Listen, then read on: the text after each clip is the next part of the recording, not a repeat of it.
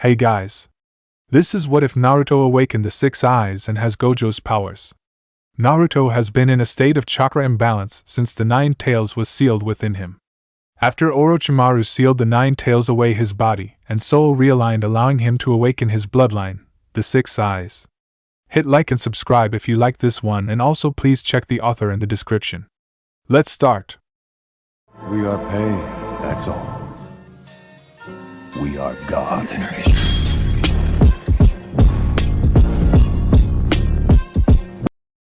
Chapter 1. The second stage of the Chunin exams was supposed to be a large battle royal for the various teams to get Earth and Heaven scrolls, one each, then arrive at the central tower. Team 7, led by Sasuke Uchiha, to Naruto's chagrin, was making good progress. They managed to defeat 2 teams and secure extra Earth scrolls, having 3 in total. However, everything went to shit when Naruto, after returning from a pee break, was blasted away by a powerful gust of wind. Followed by appearance of the nightmare of a sound ninja who took sadistic pleasure in attacking Sasuke and Sakura. Naruto, thanks to his ingenuity and shadow clones, managed to kill the massive snake that was attempting to eat him and rejoin his teammates against the weird sound ninja. The battle became even more intense thanks to the inclusion of Naruto, who was subtly getting enhanced by the 9 tails chakra throughout the fight. He was darting all over the place, punching and slashing at the snake like ninja. Massive gusts exploded from the clashes between the 2 monsters. In the distance, observing the fight, Sakura was finding it hard to breathe under the weight of the sound girl's chakra and the evil feeling coming from Naruto. Sasuke was silently observing, finding it impossible to force his body into action. Orochimaru glared at the blonde after their latest clash. He was starting to feel the 9 tails chakra burn his hands. His movements are becoming sharper. The boy has no real talent for ninjutsu if Kabuto's recon is correct, which explains the lack of jutsu so far.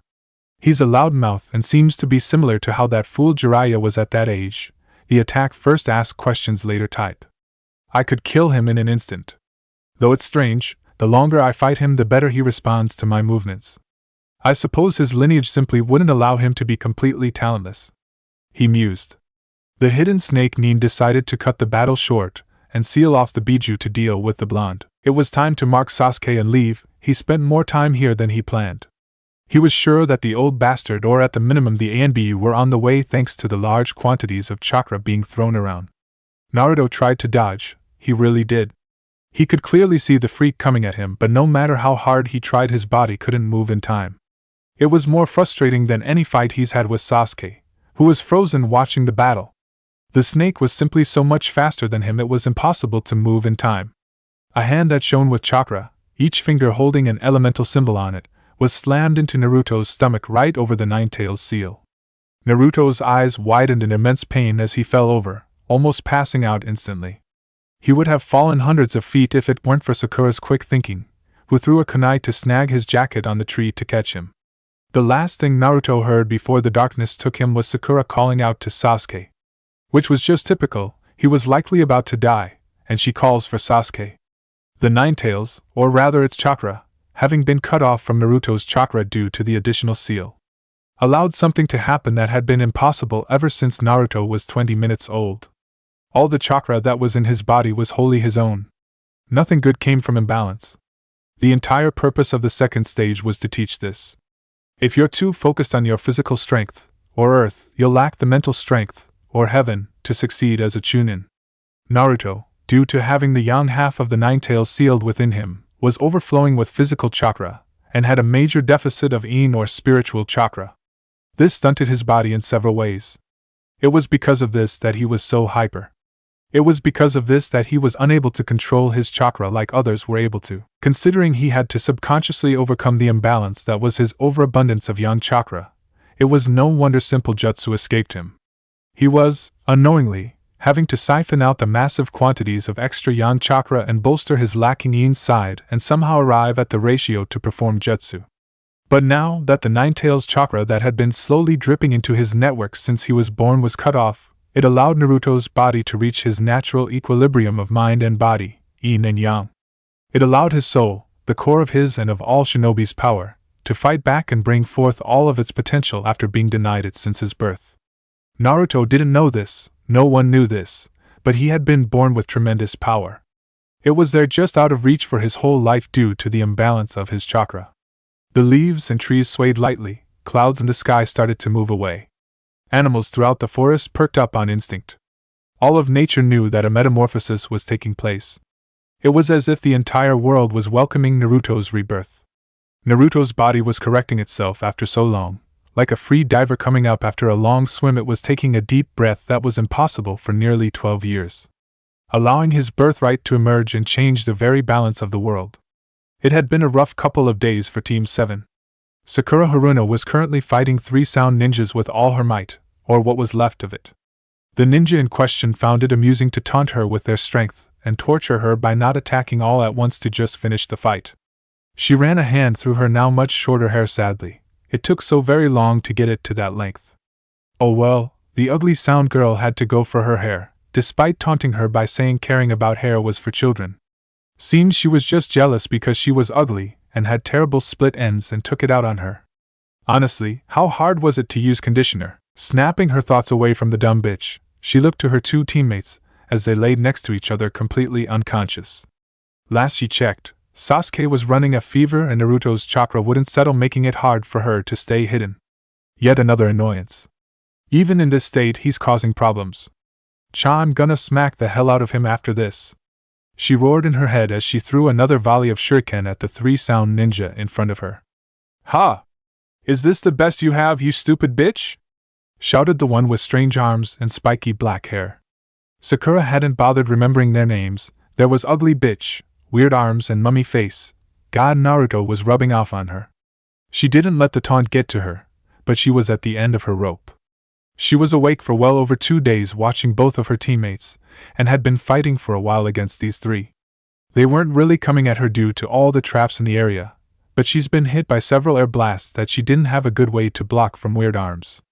Desperation was starting to take hold as her already small reserves of chakra were nearing 0. Please, I need one of you to get up, she thought while gripping her last kunai.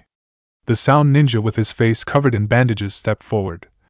I will ask this once again. Hand over Sasuke Uchiha, and we will leave you and your other teammate alive. Dosu, why are we bargaining? We should just kill Dash. The angry boy was interrupted by a wave of chakra exploding into the air. All the ninja in the area.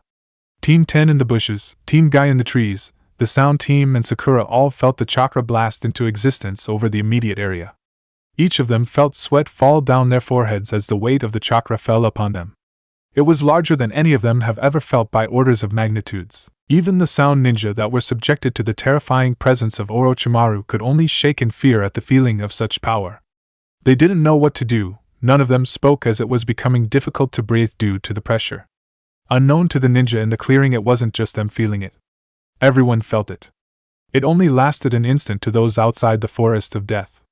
Everyone who was able to sense chakra beyond a basic level felt their nerves scream at them, telling them a predator had just emerged. The third Hokage in his office felt his battle instinct flare to the max, causing him to turn to the forest in worry of who at that level managed to infiltrate the village during the exams. He was already signaling his personal guard to move out. Jiraiya the Toad Sage, who was sitting in a tree overlooking the hot springs in the southern part of the Leaf Village, snapped his pen and instinctively flared his chakra to prepare for battle. Unfortunately, the women in this particular spring were ninja and pounced on the pervert after noticing his chakra. Kakashi Hatake dropped his book. Mike Guy fell from his handstand. Asuma Saratobi dropped his cigarette. Kurina Yahi nearly tripped over herself as she walked home. The ANBU were frantically moving into action. The barrier squad members nearly passed out. All over the village, hidden in the leaves, shinobi were feeling the pulse of chakra that signaled the birth of the one who would change everything. They would likely pass out in shock if they knew it was coming from the knucklehead Naruto Uzumaki of all people. In the clearing, it was Sakura to figure it out first. She was the closest in proximity to Naruto and managed to turn her head towards him to see a minuscule amount of chakra glowing around his body. It was blue in color, and it was partially translucent, but she could see it covering him, and her mind made the only connection that made sense. Naruto? She managed to say as the chakra pulse was slowly dying out. Her voice caused everyone from the leaf to turn to the unconscious blonde in shock. The sound ninja looked to her blonde teammate nervously. In the next moment, the chakra was gone from the area. Everyone was able to breathe normally and wiped the sweat from their faces. Some, particularly those who knew Naruto, chalked it up to a weird fluke and tried to forget about it. Till Naruto stood up. The air around the blonde seemed different. Almost as if it was waiting for his command, as if the world itself was waiting for him to demand something so it could happily oblige. The hairs on the back of everyone's neck stood up, as if a massive tiger was standing right behind them staring at their necks with drooling fangs.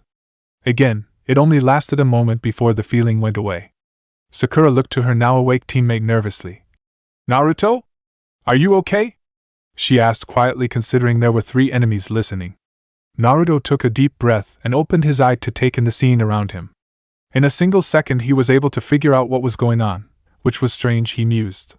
His mind had never been this clear. He could tell everything that was going on. There were 2 teams just watching the fight. One in the trees above them, he recognized them as the Bushy Brow Squad. Then in the bushes were his former classmates, all staring at him with sweat visible on their faces. Shikamaru in particular looked seriously spooked. Sakura, it seemed, was defending both himself and the bastard from the sound team, all standing in defensive positions, likely trying to figure out their next course of action now that he was awake. Based on how Sakura looked, exhausted, bruised, and she was nearly out of chakra, she wasn't winning the battle. "Your eyes!"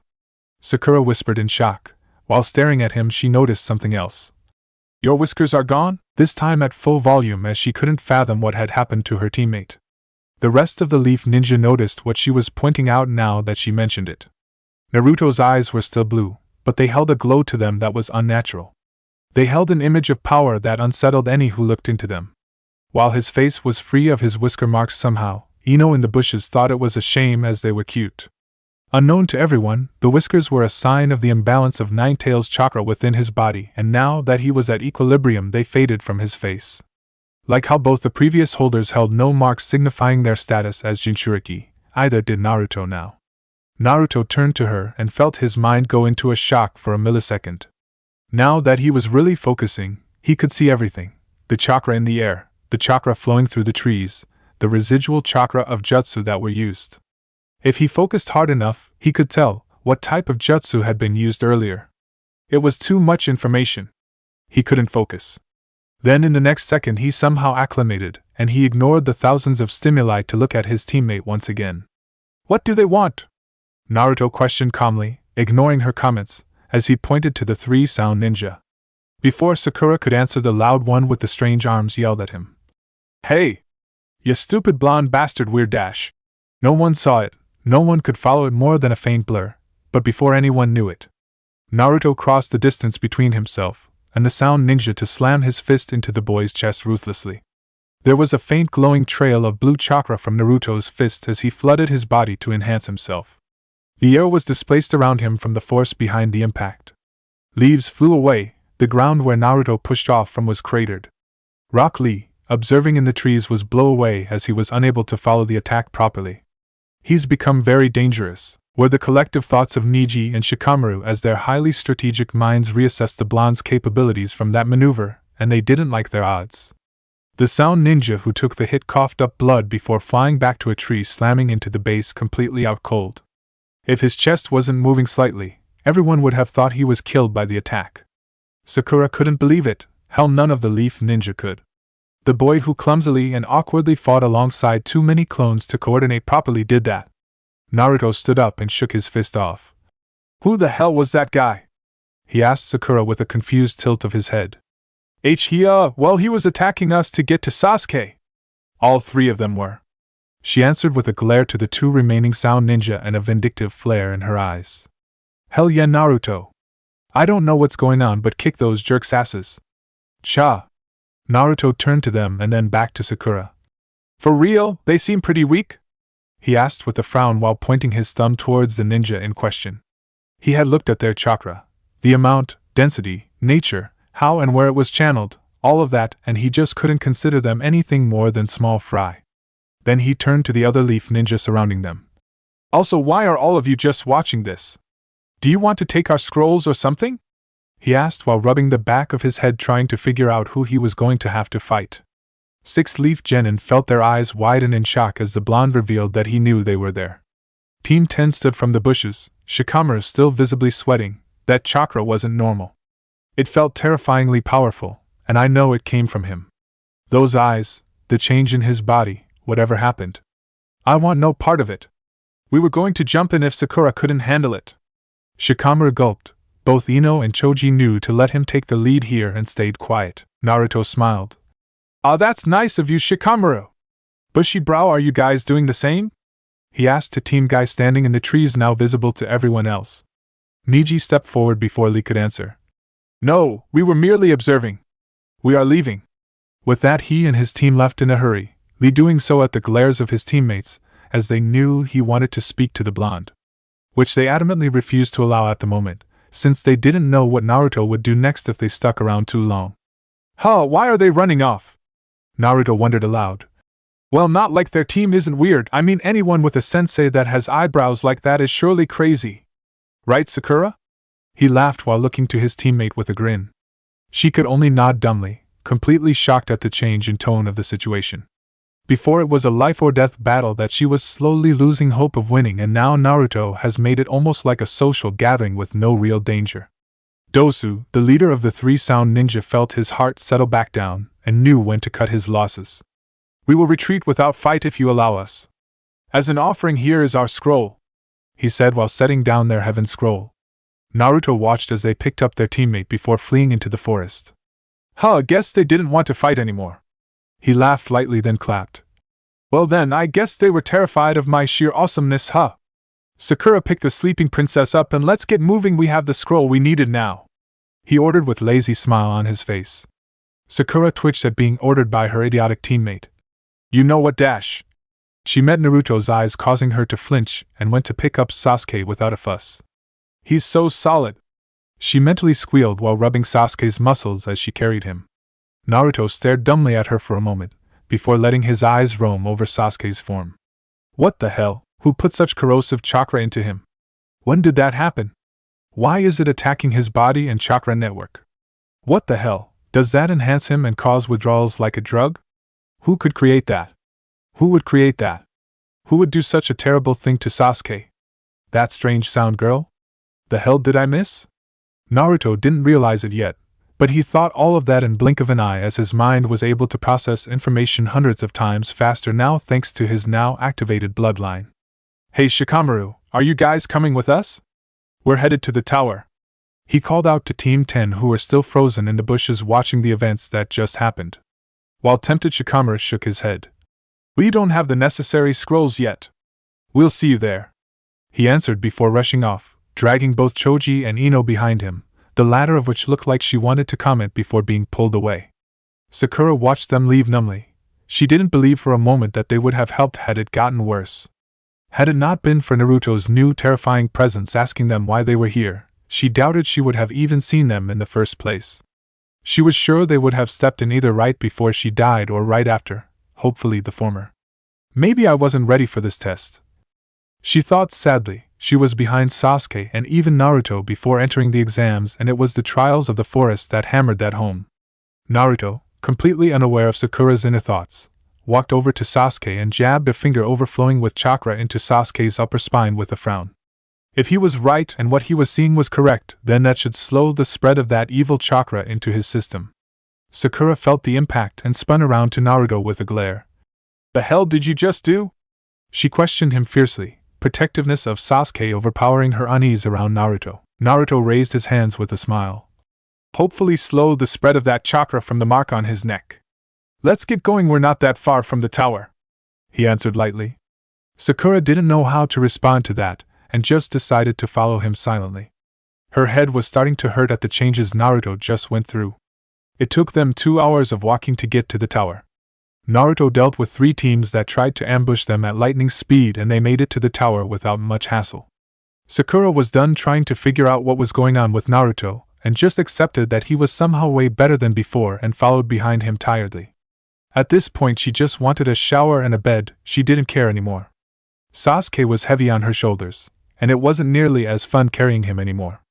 Inside the tower they saw a sign telling them a riddle concerning heaven and earth. Sakura didn't even bother reading it, she let Naruto give his new brain a go at it. Naruto read it over a few times before snapping his fingers. We need to open one of each type of scroll at the same time, he exclaimed happily. Sakura sighed. Sure, let's give it a go. Wahoo! Naruto cheered as he opened both at the same time while wiggling in place, excited at what was to come. Sakura felt her exhaustion fully hit her and unceremoniously dropped her crush to the floor, then sat on the ground. She was even more tired watching Naruto's excited attitude. An explosion of smoke came from the scrolls, and from it emerged their teacher from the academy, Iruka. At first, he smiled at Sakura, then frowned in worry at the unconscious Sasuke. Turning to Naruto, he felt his heart stop. The chakra coming from him was the same as that terrifying pulse from earlier. If it wasn't for the fact that it contained no traces of Ninetales chakra, he would have believed the seal was broken and the demon was free once again. What the fuck happened to Naruto? He thought in shock, unable to form words. He didn't even want to mention the glowing eyes that made his head spin. Naruto didn't know nor care about the internal thoughts of Iruka and just waved happily. Iruka-sensei! Long time no see! We finally finished up in the forest. Thank goodness, cause there's bunch of weirdos in there, I'm tellin' ya. He laughed. Iruka chuckled nervously. Is that right? Well, I was supposed to tell you about the meaning behind heaven and earth, but I think we need to get Sasuke to the medics, and Naruto, I think you may need to see them too. Naruto waved his hand back and forth. No, I'm fine, not hurt at all. Sakura is out of chakra though, and her coils are pretty strained. Also, someone needs to look at Sasuke's neck mark, it's poisoning him with chakra. He informed Iruka while picking his ear. Iruka looked at Sasuke's neck and gasped in recognition, then turned to Naruto in confusion at his knowledge to what was going on. Sakura just sighed from her place on the ground. She knew Iruka-sensei would catch up. Naruto spent the remainder of the time before the second part of the exams finished in his room just staring out the window into the forest and thinking. He didn't really get it when he woke up the first time, but he was starting to figure out how his eyes worked now. He'd have to think up a name for his eyes. They were clearly an ability similar to Sasuke's Sharingan. The best way to describe it would be as if someone who saw the world in the earliest, most basic version of a television now saw it through the latest cutting-edge monitor that the hospitals used. He instinctively understood chakra, and could control it with the closest thing to perfection. Not to mention he was able to remember things he saw perfectly and process information at extremely fast speeds. Naruto could see everything in incredible detail. He could even focus and see things in even greater detail than his normal vision, like from a tree to the individual threads that made up the leaves. He flooded his body and muscles like he knew the more experienced ninja did to enhance themselves to be stronger and faster, and found that not only could he do it unlike before, but he was able to do it to a level he didn't think possible till now. Earlier against the sound ninja, he was able to rush forward and punch him without anyone reacting, and he wasn't even really pushing himself. Another thing he noticed was that his eyes didn't turn off like Sasuke's Sharingan. They were always active. The constant input of information was helpful during a fight, and if he were trying to understand a situation as quickly as possible but just sitting around lounging, it was a bit annoying. He actually started closing his eyes when he didn't need them. He found he was still very much aware of the world around him even with them closed.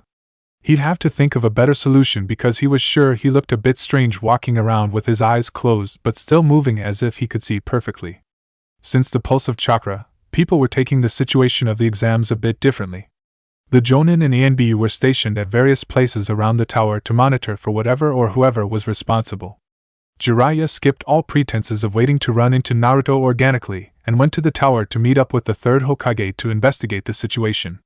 The Hokage, when he arrived at the tower along with Jiraiya and Kakashi, were pulled aside by Iruka. Iruka stared at what was likely the three most powerful leaf ninja with a serious expression. "It's Naruto," he said seriously. All three of them, who all had different levels of attachment to the boy in question, looked at Iruka with narrowed eyes, hoping it wasn't something bad. Iruka gulped. "That chakra, it was Naruto. He's different. When the prelims start, you'll see. He's in his team's room right now if you want to see him now. Although I think addressing Sasuke Uchiha's curse mark is more pressing." Which is what the three of them did. Thankfully, Sasuke was still out cold when they arrived, so they were able to bind the curse mark with a sealing jutsu called the evil sealing method quite easily. Sasuke woke up shortly after, groggy and confused. While more irritable than before, he wasn't too different after getting briefed on where he was and the situation with the seal. Although safe from the effects of the seal at the moment, Sasuke mentioned his chakra was a bit more wild than normal. The three moved on and decided to wait till the next day when the prelims would take place to see the changes in Naruto. Which is where they found themselves, all gaping at the blonde's glowing blue eyes and terrifying chakra that was barely held beneath the surface. The other jonin, from the leaf or otherwise, were all doing the same. While the blonde in question was chuckling at Sasuke, who in turn glared at him hatefully, which caused him to laugh harder. Hiruzen turned to Jiraiya. "Have you?" "No," the sage answered seriously. "That is not something I've ever seen. If I couldn't feel his chakra, and see that his whiskers are somehow gone, I would assume that he was just pushing a lot of chakra into his eyes for whatever reason, and nothing was all that different. But they are different, and the glow is unnatural. Neither Minato nor Kushina had anything remotely similar to that." Kakashi uncovered his Sharingan for a moment to look at the blonde.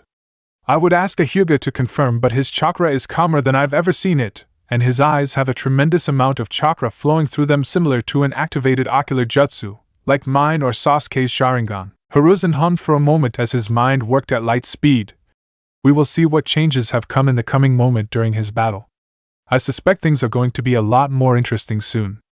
Kakashi and Jiraiya both agreed. In the far corner, a concealed Orochimaru was staring at Naruto with a gaping mouth in complete shock. "What the fuck?" the snake thought uncharacteristically. A sentiment shared by everyone else in the room that has met the blonde before. Down with all the genin, Naruto was still enjoying himself by laughing at Sasuke, who was in his normal grumpy attitude. "You know that evil chakra is sealed off, right? So why are you acting all moody? Sad Sakura's not babying you anymore?" he asked with mocking frown. Sasuke continued to glare at the blonde, while Sakura just stared ahead completely over it. Naruto had been poking fun at her and Sasuke ever since they got to the tower, and no matter what either of them did, they couldn't touch Naruto to shut him up. Yelling at him just made him laugh at them. It was a horrible day when the class clown/prankster suddenly became all-powerful. The third Hokage appeared before the crowd of Chunin hopefuls with a smoking pipe in his mouth and his hands folded behind his back. "Congratulations for making it this far," he said gravely. Naruto smiled at the old man, then proceeded to tune out the rest of his speech. He got the gist of it. This was a substitute for war, and they needed to fight for the village. He got it. They were show ponies for the future of their respective villages to potential clients. When they asked if anyone wanted to drop from the exams, the guy with the info cards quit for some reason, even though he wasn't hurt or lacking in chakra. Naruto rolled his eyes, assuming that he was a coward or something. While stronger than practically all of the genin here, the guy still ran off, so Naruto didn't spare him much thought. After that, another monologue started, and Naruto decided to be himself. Old man, we get it. Can we move on? I'm about to pass out here." Naruto whined with his hands in the air in exasperation. The Leaf Jonin forgot about Naruto's new presence for a moment, and were reminded that he was in fact an immature idiot. Many took to glaring at both him and Kakashi, who was rubbing his head nervously, as Naruto's disrespect reflected poorly on him. "Truly, do you understand?" Hiruzen asked in amusement. "Duh, ya damn geezer!" Naruto answered, getting hisses from many of the Leaf Nin and a small snort from Jiraiya up in the Hokage observation platform. "We're show ponies for the old fogies, and there are too many of us for the main event, so you got to weed out some of the weaklings. I swear you take 100 words to say 20. The disrespect was ignored in favor for the surprise that Naruto of all people understood the situation when he was clearly not paying too much attention. "Well, very good." A surprised Hiruzen muttered with a nod. "I leave it to you." He turned to a sickly-looking Jonin, then moved to his platform with Jiraiya. The man introduced himself as Hate. "If you would all look to the monitor," he said with a small cough. Names began flashing, and after a while it was Sasuke's, and someone named Yoroi. Naruto looked at his teammate's opponent, and saw that his chakra seemed to have special properties around his hands. "Sasuke, watch out for his hands," he said quietly. Sasuke barely heard it, and before he could ask why, someone else did. Kakashi, who was suddenly leaning down with his head next to Naruto's, added, "Why's that?" he whispered. Naruto fell back in shock. He didn't even know when Kakashi got there. "Whoa, how'd you do that, Kakashi-sensei?" he asked in bewilderment before answering. "His chakra, it's got something interesting going on with his hands," he whispered to the two who gazing at the boy in question. Kakashi hummed in interest, so his eyes did have some type of ocular jutsu that allowed him to see chakra. "Well, you heard him, Sasuke.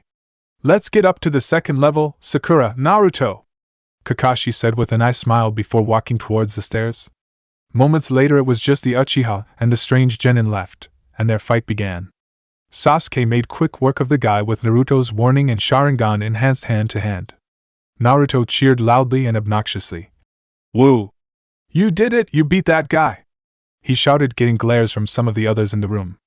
Kakashi clapped with an eye smile next to the blonde while Sakura was on the other end of the stands next to Kurenai pretending she was in Team 8.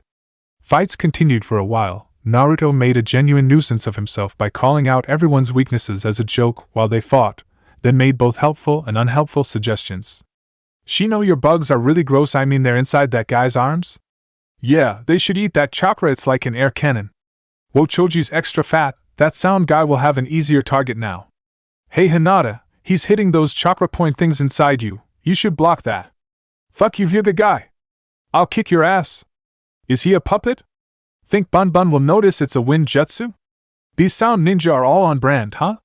I mean genjutsu from a bell? Think they go out of their way to stick to their niche? Oh cool, Shikamaru won." The only ones that were enjoying Naruto's commentary were Kakashi, Hiruzen and Jiraiya. All three who would have been bored out of their minds watching Genin fight. Also, Naruto's observations gave them insight into his eyes' new abilities. Naruto Uzumaki vs. Kiba Inuzuka. "Oh, hey, I get Kiba," Naruto said with a cheer. "Ha! Akamaru, we get an easy one." Kiba cheered while petting his faithful companion who was laying on the ground refusing to move. "Ha, what's wrong?" Naruto jumped down to the arena before turning to Kiba. "He's scared," he called out happily. Kiba glared at the blonde. "As if he probably doesn't want to waste his time with a dead last." "No worries, I got this myself," Kiba said arrogantly, not noticing Akamaru was shaking while looking away from Naruto. It was unfortunate that his enhanced senses were primarily in his nose, as he didn't quite notice how much Naruto has changed beyond his eyes. To which he thought Naruto was just trying to get more attention. Hade looked between the two nervously. Well, the blonde made him nervous, not Kiba, then started the fight on the Hokage's signal. Everyone, from the genin to the Hokage, leaned forward in anticipation. Naruto watched Kiba approach him as if he was in slow motion. He could see every muscle twitch and minuscule detail of the boy's approach and felt like he had hours to respond. A punch from the Inuzuka flew at Naruto at speeds that he would have likely been unable to dodge before his evolution. To everyone's shock and Kiba's horror, Naruto disappeared, then was suddenly behind Kiba looking in the direction of his punch. "Who was that aimed at?" he taunted lightly. "I would advise you start moving a bit quicker or you'll never hit me," he added with a chuckle. Kiba shouted in anger before releasing a barrage of attacks. Each time Naruto would disappear, then blur behind Kiba with a laugh, not even once going on the offensive. In the stands, everyone was shocked at the blonde's new abilities. It was unbelievable how he went from one of the weaker idiots in their generation to this. "What the hell?" Kurenai muttered in shock. Kiba was a very talented genin. She was confident he was going to have a chance to beat nearly anyone here. Now he was being led around like a child by someone that should have been useless. Kakashi was observing with his Sharingan active. "He's supplementing his body with chakra. I don't think a single drop is being wasted," he said lightly, hiding his surprise. Guy was looking down seriously. "He is going to be a tough one to beat," he said lowly to his apprentice, who nodded seriously. Niji had his Byakugan active and was watching in shock. When did that blonde moron get a bloodline? His eyes have chakra running through them, similar to how mine or the Uchihas do when our eyes are active. Everyone heard his comment and found their suspicions confirmed. Jiraiya continued to watch closely. The young Hyuga confirmed what Kakashi was saying. "We'll have to talk to Naruto after the prelim, sensei. Something changed Naruto, and I'll bet my fortune it has to do with Orochimaru attacking Sasuke in the forest." It was the only thing that made sense after all. Hiruzen nodded. "I agree. I'll have Kakashi bring him to us afterwards. Although I'm sure he would have anyway." Sasuke glared as he watched with his Sharingan. "I don't get it, that idiot didn't have a bloodline before," he said in shock. Sakura walked over. "In the forest while you were both unconscious, Naruto's chakra and body changed," she said with a frown. "He was different, or rather his presence was. He's still an idiot, just able to take out an enemy in the blink of an eye with no effort." Kakashi turned to her. "Yeah?" he asked lightly, although his performance right now led him to believe it. Kakashi was still curious at Naruto's improvements. The sound genin Zaku, the one Shino fought. she answered. I'm honestly surprised he managed to make it here after that. Naruto hit him harder than anyone I've ever seen. Shino, who was near them watching with his team, spoke up. Then that would explain where the broken ribs that my bugs felt came from. I found it odd he was that injured and still fighting. He commented. Down below, Naruto was having a great time, but found he was getting bored. Hey, I'm gonna attack now, okay? He said to the huffing Inuzuka. Similar to before, Naruto blurred forward and punched Kiba. This time he made sure not to hit him nearly as hard as he did the sound guy from the forest. Though, Kiba was still blasted off his feet and sent rolling back till he hit the wall completely out cold. Naruto frowned as he looked at his fist. Am I that much stronger or is he that weak? He turned to Kakashi. Did I hit him too hard? I expected him to be okay at that level. I didn't even put that much chakra into it. Kakashi answered from the stands with a nice smile. Naruto, there was enough power in that punch to knock out any Chunin I've met, he said with a thumbs up. He didn't mention that some Jonin would likely have been taken out due to the impressive speeds Naruto just showed. Naruto listened to his sensei before turning to Kiba, who was starting to come to. Hey dog breath, you suck. Oi bronchitis, call it, he's finished. He called to the proctor in amusement. Hate's sweat dropped. Is he referring to me? He looked at Kiba for a moment, who was failing to get to his feet, before nodding to himself. Winner Naruto Uzumaki! Naruto whooped, then jumped back up to the stands smiling at his team. That was pretty easy! He laughed with a comical expression on his face. Teammate Sensei Kurenai gave him a side eye at his disrespect, but didn't call him out. Shikamaru, who had been unable to think of anything else since Naruto's awakening in the forest, stepped forward towards Naruto. His personality is the same, so he may answer me here. What's up with your eyes? He asked nonchalantly. Everyone subconsciously leaned forward, hoping for answers. Naruto perked up. Oh yeah, I have super awesome eyes now, he said with a grin. Everyone in earshot fell over at his answer. Shikamaru shot up. I get that, you idiot, what's new about them? He shouted, much to his team's shock. Naruto leaned away from the Nara. Well, why are you all upset? I mean, I can see way better, not to mention my chakra control is really good now. Honestly, it's not too big of a deal, I'm as awesome as I've always been, he said with a devilish grin. Shikamaru rubbed his forehead tiredly. I don't know if he's messing with me or just the same old dumbass. Kakashi smiled at the interaction. Interesting. I guess we'll have to talk to him later. At least his ego isn't too much bigger, he thought with a chuckle. Sakura didn't care about her troublesome teammate's weirdness anymore. Meanwhile, Sasuke was staring at Naruto with his Sharingan active, trying to understand him. Stop gazing into my eyes, you bastard. Shut up, loser. Naruto watched sadly as Sakura and Ino fell to the ground in a spectacular double knockout. The fight was boring, they were moving slower than anyone else so far. The only interesting part came when Ino managed to slam her mind into Sakura. Who would have thought that Sakura has a second personality? Naruto thought cheerfully, shame that she lost. It would have been nice for all three of us to make it to the finals. But with a showing like that, maybe it's for the best. Kakashi set Sakura down against the wall with Asuma doing the same next to him with Ino. Team 10 and Team 7 gathered around their unconscious members. Well, not like that wasn't a lame showing, Naruto said simply.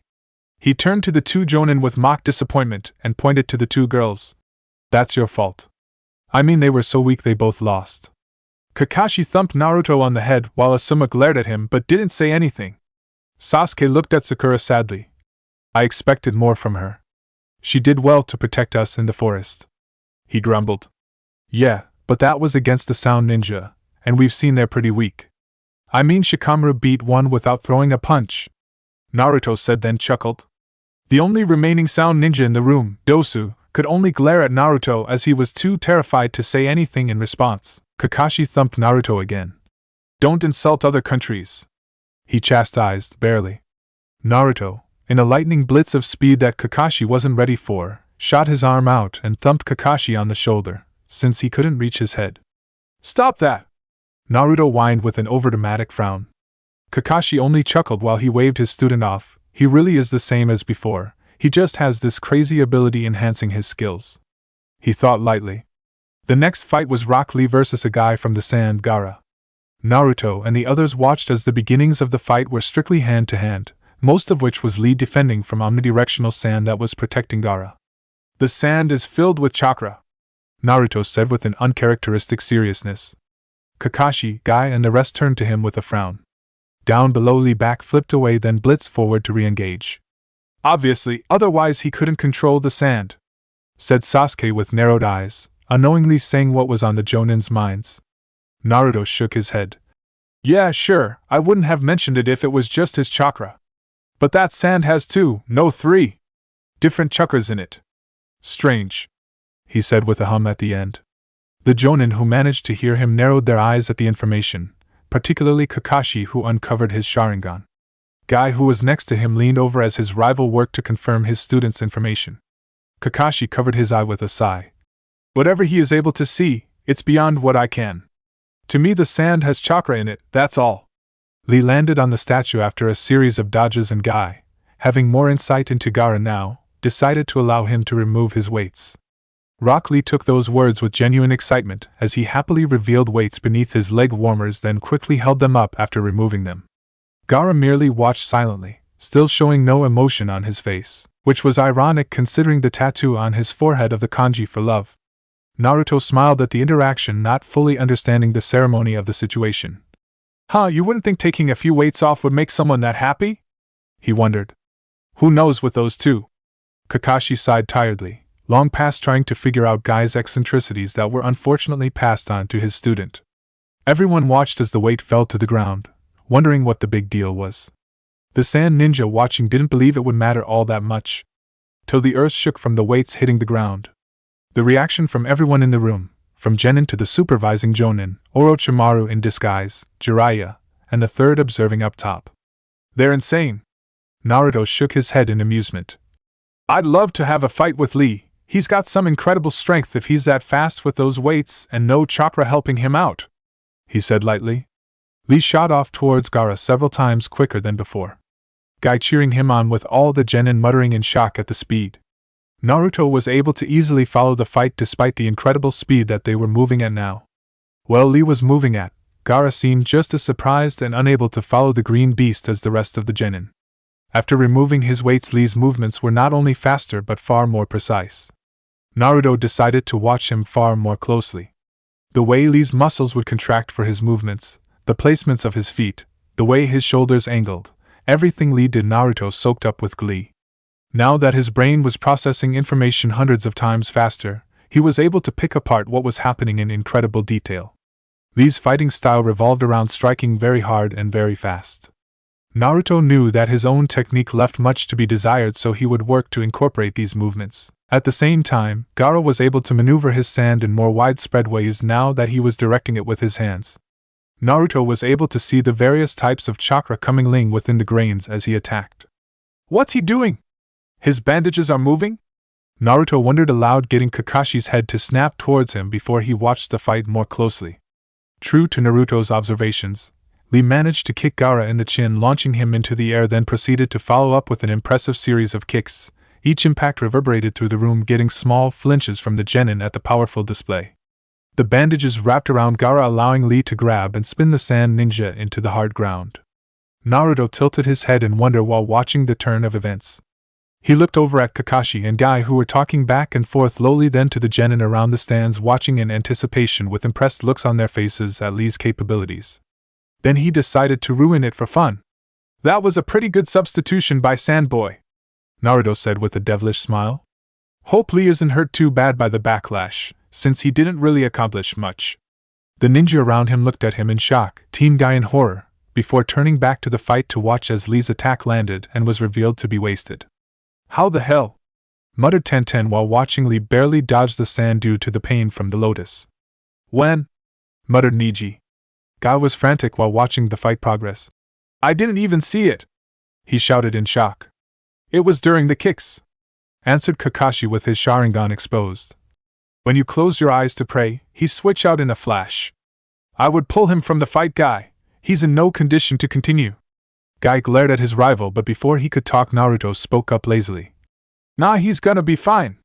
He's pushing chakra to those inner blockers. Give him a minute or so and he'll have quite the boost." "Blockers?" asked Sasuke, not seeing what Naruto was talking about with his Sharingan.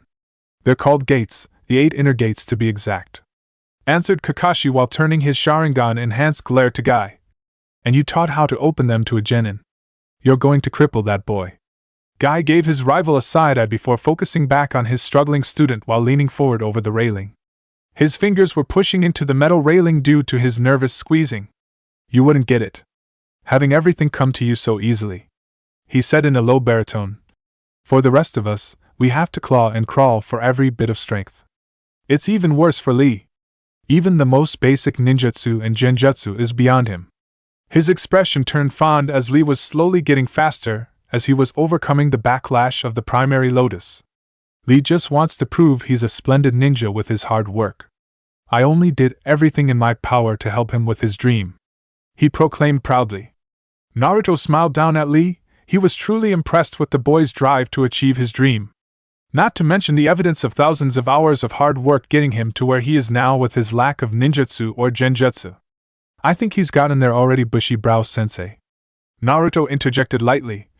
Something I've learned is that ninja don't always improve on a slow curve. It can be a sharp and immediate increase as well. Lee's movements became even sharper than before as his body was acclimating to the 8 gates activation. His eyes flaring with incredible power, and his entire body shining brightly with green chakra. Every movement was perfectly executed and delivered with tremendous force, destroying the fighting arena. Gaara was pushing even more chakra into the sand, trying to keep up with Green Genin's speed, but was being sent flying by a rapid aerial combo. I mean, he's already adapting and improving with every second. I can tell that he's become way better than he was before this fight. If he keeps going as he is, then he'll no doubt become one of the best taijutsu users the Leaf Village has ever seen. Naruto finished with a small smile as his glowing eyes took in every detail. Guy looked down happily, a bit of water popping up in his eyes. Thank you for those words, young Naruto. I'll trust those eyes to see Lee's incredible potential. Naruto laughed in response. Leave it to me, he said with a thumbs up. The rest of the fight was both incredible and terrifying for those watching. Ino and Sakura had woken up just before Lee awakened the gates fully and were enraptured by the boy's skills. Both of them fully realizing that they were way out of their league if those two were potential opponents for them. Lee's explosive use of 5 of the 8 inner gates showed Naruto that there was so much out there that he didn't know. While observing the world with his new eyes that allowed him to begin understanding it better, he was only now realizing that he had a fundamental lack of knowledge to connect the dots. Otherwise, he would be able to put things into words beyond limit thing, chakra wall thing, different chakras moving all strange. It was just hard to put into words what he instinctively knew. As the fight was reaching a climax, Lee was completely unable to fight and fell to the ground, his body giving out under the stress of the 5th gate. Gaara didn't hesitate and shot his sand at the boy with a bloodthirsty smile on his face. The Jonin, Guy in particular, were about to rush to save Lee, but a blur shot forward first, stopping the sand from even touching Lee. The resulting impact blasted all the sand away, making most turn away from the shockwave. Naruto had shot forward and smacked the sand away with a hand packed with dense chakra. He turned to Lee with a frown. Based on the injuries, it would likely take weeks if not months of rehabilitation to get back into fighting shape. Though it would have been nigh impossible if Gaara was able to crush Lee in his sand like he wanted. Hey sand boy! You won, no need to go that far, Naruto said with a frown while standing guard in front of Lee as he subconsciously released his chakra. Gaara began breathing heavily at Naruto's appearance. His chakra began moving erratically as his instincts flared beyond what he's ever felt. Naruto's presence driving Gaara to near hysteria as the beast within was screaming to flee to save their lives. In the next moment, Baki, the Sand Jonin who looked visibly nervous, appeared in front of Gaara with his arms spread. Guy and Kakashi also landed in front of Naruto looking serious and bored respectfully. You guys didn't have to help me out, I would have taken these losers out. Naruto laughed while picking up Lee, his grin became fiendish.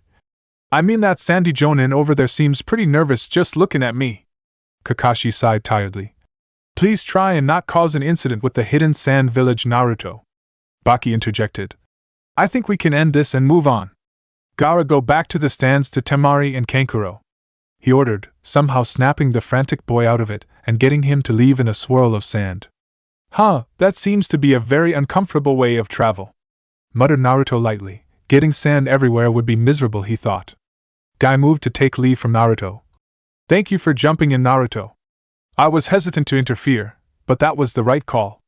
he said shamefully while holding his nearly crippled student. He knew that had the sand wrapped around Lee it would have been the end of his journey. Kakashi patted his rival on the back before grabbing Naruto to body flicker back to the stands. Try not to interfere again, they may disqualify you, Kakashi chastised lightly. Naruto frowned in frustration at the thought of being disqualified for saving a comrade, which caused his chakra to flare and eyes to glow brighter subconsciously. He didn't even notice it was escaping him. Everyone in the room who wasn't in the clearing during the second test felt the weight of Naruto's chakra in person for the first time. It was very different than an instinctual fear from the flare. Now that they had a front row seat to it, the genin were visibly terrified and unable to move while the jonin and Hokage became extremely weary. Somehow it was Sakura of all people who smacked Naruto on the back of the head. Stop it, you're scaring everyone, dumbass, she told him tiredly. Her hand was shaking but she managed to hold firm, knowing in her heart that he was still the same Naruto for the most part. Naruto's presence instantly went back to normal, and he looked around surprised. Huh! Everyone from Sasuke to the other Jonin sensei were looking at him warily. It was a different look than what he was used to getting as a kid, one of loathing and apprehension. This was just planned fear. He didn't really understand why. He wasn't trying to scare anyone. He turned to the high stands where the Hokage and some other old dude were standing and shot over. He needed to figure out what was going on with everyone's reaction to his chakra, and the old man knew more than most about stuff like this. He was really strong himself. Hiruzen and Jiraiya were able to follow Naruto's approach, but they were blown away by the boy's speed. He was easily on par with skilled Jonin, although his movements weren't exactly skillful. It was due to his masterful chakra control allowing him this speed, not physical skill. Landing on the railing, Naruto looked at the Hokage with a frown, then felt a bit vindictive, which caused his eyes to crinkle in amusement. Hey, old man, is everyone here so lame that I scare them that much? I don't get it, he asked with a whisper shout, making sure everyone could hear him to twist the knife. He found it pretty funny that everyone was so scared of him now. That prankster personality and his normal ego take on a much different tone now that he's this capable, mused Hiruzen. Had it been anyone else he would squash such things here and now, but Naruto's childhood flashed into his brain, and he felt the blonde probably deserved some respect as recompense.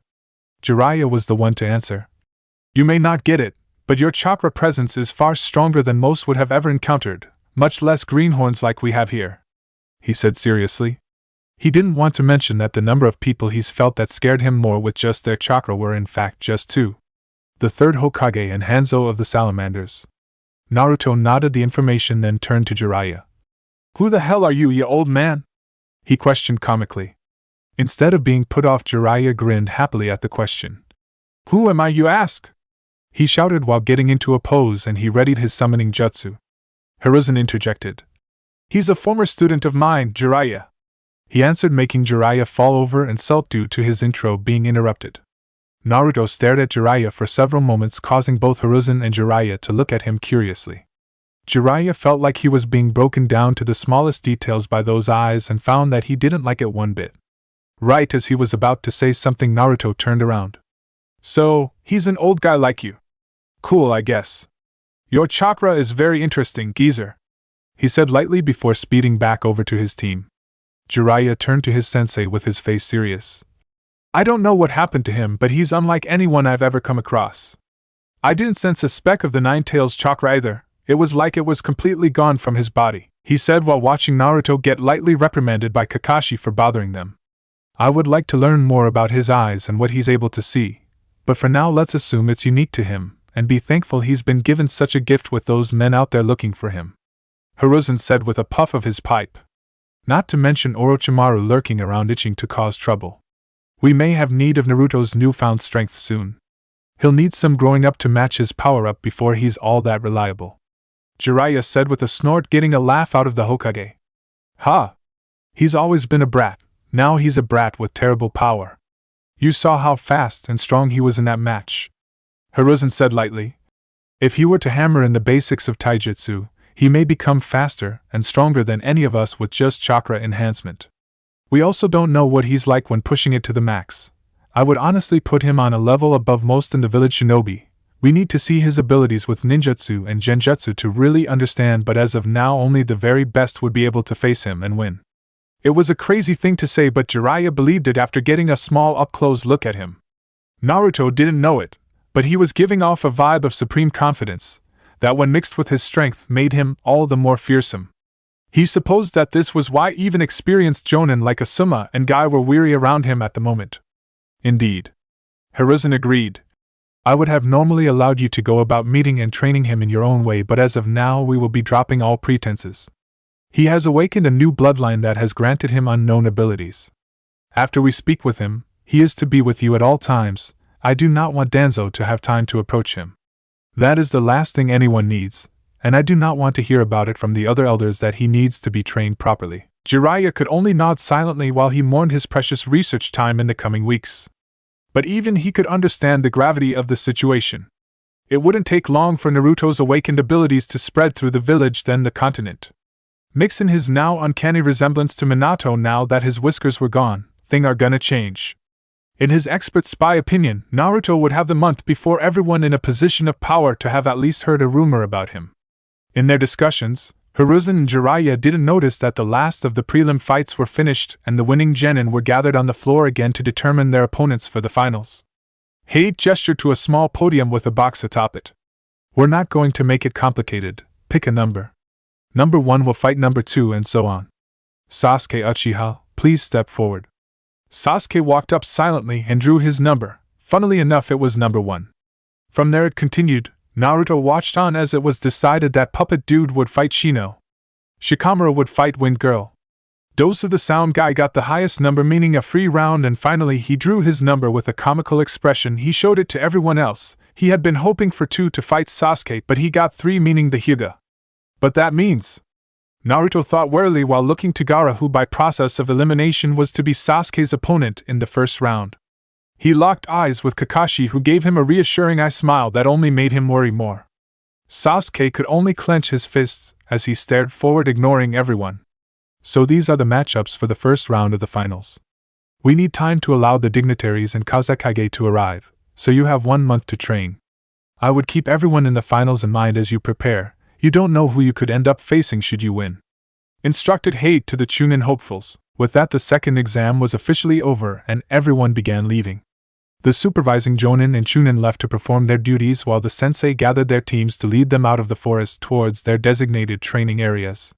Unlike the rest, Kakashi led his team to the Hokage, who then gestured for them to follow him out of the forest to his office in the Hokage Tower. Jiraiya was silently accompanying them while the Hokage's A and B guards were following from the shadows. Standing in the Hokage's office, Naruto absent-mindedly took in the room as the old people got settled. It was an interesting room if you were honest, not due to the items within the room but the residual chakra that had seeped into the environment. The desk that the old man sat behind was practically glowing from the chakra of 4 of the most powerful people in history having sat behind it. Naruto! The blonde's head shot up at Sakura's shout to notice that everyone in the room was staring at him. He tilted his head in confusion. I wasn't listening, he said plainly. Sasuke and Sakura shook their heads in embarrassment. Their teammate was as annoying as always while Kakashi laughed awkwardly from his spot on the wall. Naruto, I asked what you can tell me about your eyes. The Hokage asked again while staring directly into Naruto's new eyes. Naruto pursed his lips and thought. Well, I'm able to see chakra, you know. But that is a way too simple way to say it. It's like I can truly understand chakra and its place in the world, he explained lightly with a shrug. Kakashi latched onto that. What do you mean, its place in the world? He questioned. Well, it's like the difference in knowing that salt is in ramen and knowing why and how much salt would make ramen taste the best, answered Naruto. While a strange way to explain it, the Hokage and Kakashi actually understood what he was getting at. Jiraiya looked like he understood and smirked in amusement at the way he tried to explain it. Sasuke and Sakura weren't even surprised that ramen came into the conversation, so they just accepted it and moved on. If I'm really honest, I'm able to fully understand what I look at, but I'm having trouble putting it into words. Like the desk you're at, old man, it was created by water and earth chakra bound together by yang chakra. Naruto continued while pointing to the desk. Then there's the faint traces, almost impossible for me to see, of the same chakra that exists naturally in the world around us flowing through the wood. I guess since old man first had the ability of wood style, that's where it came from. He really must have been incredible. Everyone was spellbound at the insight Naruto was given by his eyes, most particularly Jiraiya, who had experience with teaching a person with tremendous eye powers. These abilities aren't too dissimilar from the Rinnegan that Nagato possessed. He too was able to perceive and understand chakra. There is a test to see just how similar, he thought before moving over to Kakashi. I need chakra paper. I know someone eclectic as you would carry some around. Kakashi didn't really get why, but he handed the small stack of chakra papers he had over to Jiraiya. The sage moved over to the 3 genin and handed one to each of them. Sakura, if you would be so kind, please push chakra into that paper. Jiraiya instructed the girl, who did so curiously. A moment later and the paper crumbled into dust. An affinity to earth jutsu, very nice, something you and I share. Sasuke, please dash. He gestured to the Uchiha, who looked at his paper intensely. After a moment, instead of bursting into flame, his paper crinkled. Huh. Kakashi mused from the wall. Interesting. Sasuke looked down in melancholy. It would explain his issues with using the fireball jutsu in his younger years when learning from his father. Seems he just wasn't as inclined to fire as the rest of his clan, as much as him, and that made him look lesser to his father at the time. Lightning, interesting for an Uchiha, but with your teacher it may be a blessing, mentioned Jiraiya with a thumb pointed to Kakashi. Then he turned to Naruto. The real reason he asked for the papers: the Rinnegan gave the user completely malleable chakra able to utilize all 5 elements, as if each were the primary affinity. He and everyone looked at Naruto as he held up his paper. After a second, Naruto grinned fiercely and the paper began to glow a subtle blue. He turned his head to look over at Jiraiya and waved the paper happily. Ha! I broke your little test! Jiraiya felt his body weaken at the unique reaction. Never in his life had he seen something like that. No one had no affinity. Nagato's paper had a reaction of all the elements at the same time before turning into a strange black metal. Kakashi revealed his Sharingan to look at the paper, and Hiruzen was frowning as he looked on, unable to comprehend what he was seeing. Just kidding! Laughed Naruto, and in the next moment the paper sliced in half. Wind! Muttered Jiraiya in shock, then he glared at Naruto. What did you do, brat? He demanded, as that earlier reaction to his chakra wasn't natural. Naruto threw the scraps away with a shrug. Oh, well, I was watching when Sasuke and Sakura used their paper and noticed what was happening. The paper is so sensitive that even the faintest trace of elemental chakra causes a reaction, yeah? So I removed any and all elemental traces from my chakra. He explained happily with a grin and an amused glint in his glowing eyes.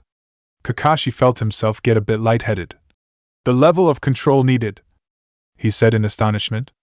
The Hokage was feeling similar to Kakashi. He grabbed a chakra paper and tried to do the same. After several moments, when he felt he may have succeeded, the paper burst into flames, showing his fire affinity. Not even I could do it, he hummed. Jiraiya didn't bother trying himself. If Sensei couldn't do it, then no one alive could do it. Maybe Tsunade, as she is intimately familiar with her chakra and she never spent much time learning elemental jutsu. But that's beside the point. Both she and Sensei have literal decades dedicated to learning and perfecting their chakra control. Naruto did it on a whim to mess with me. I think I'm understanding just what he's capable of now. Last test, and this will seal it. The sage walked up to Naruto, who looked up at him curiously. Everyone in the room watching curiously.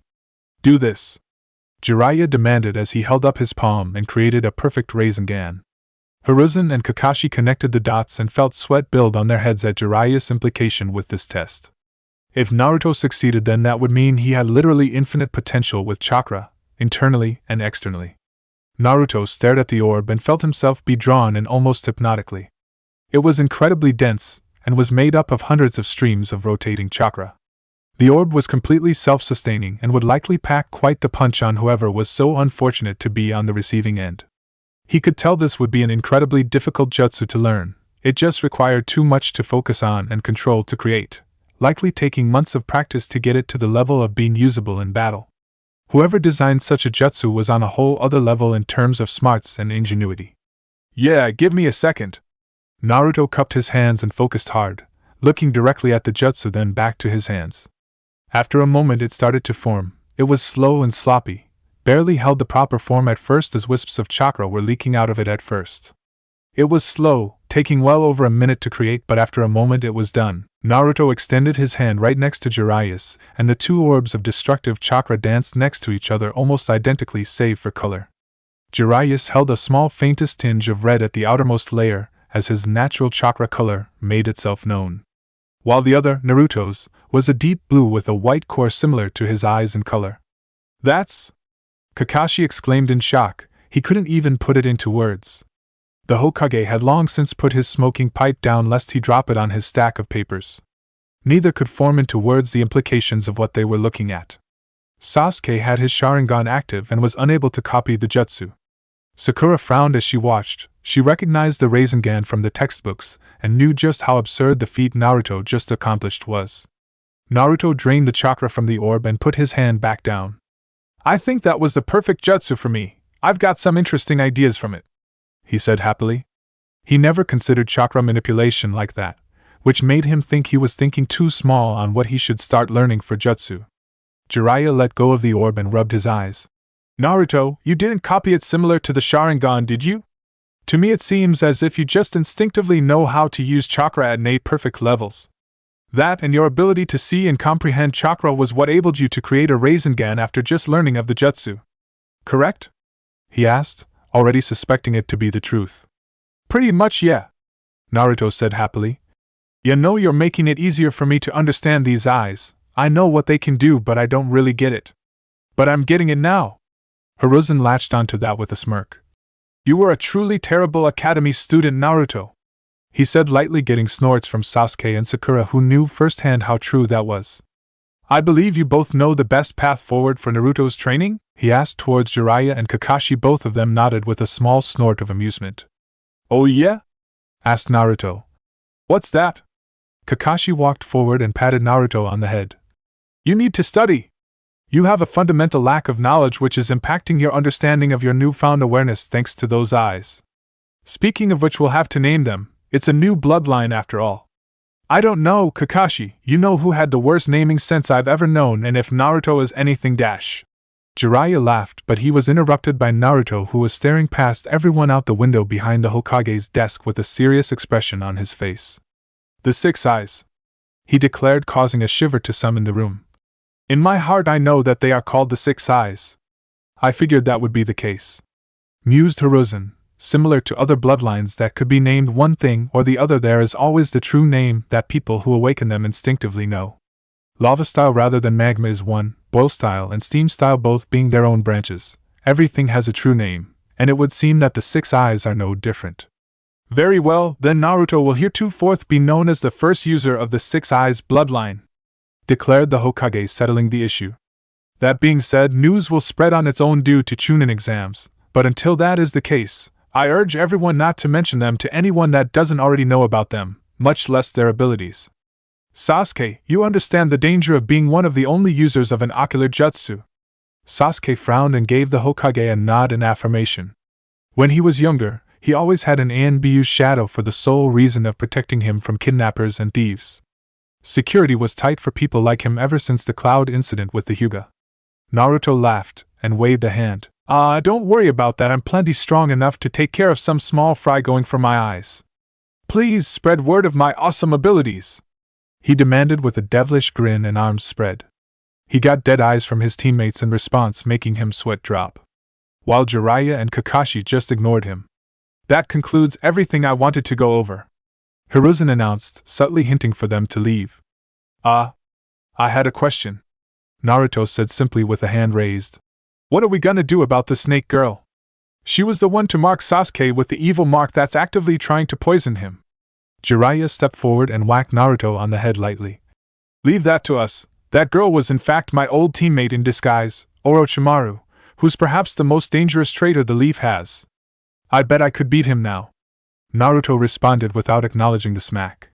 "Speed, strength and a Rasengan won't be enough to do that, and we don't want him going for your eyes," responded Jiraiya seriously, now starting to understand how deep Naruto's ego ran.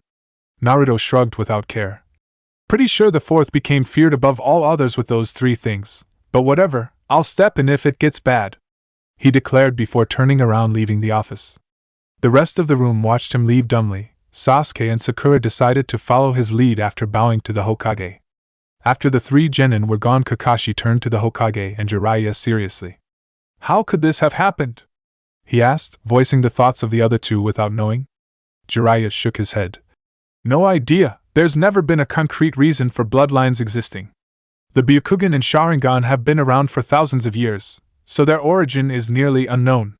The first Hokage's wood style was said to be a mutation unique to him as a result of his titanic life force and the Senju family's affinity to earth and water. Hiruzen stood and looked over to the pictures on the wall, particularly of the fourth Hokage. Naruto hails from a very esteemed bloodline in Kushina, the only daughter of the Uzumaki clan's main bloodline in that generation, and was a distant cousin to Mito who hailed from the same family. Both were born with powerful chakra that allowed them to subdue even the Nine Tails. But that isn't the only family Naruto was born from. Are you suggesting that Sensei's family had the 6 eyes? Kakashi questioned incredulously. No, that's not possible, Jiraiya said with a shake of his head. Hiruzen raised his hand to stop them. No, not in the way you're both thinking. First, we know nothing of Minato's family. He was an orphan from the Second War as far as we were able to trace. No, I mean that Minato was always able to understand things quickly, and for a person without the Sharingan he was able to perfectly move and react at immense speeds. It could be that his unique natural talents and Kushina's immense chakra power merged into what has been born into the 6 eyes that Naruto has awakened.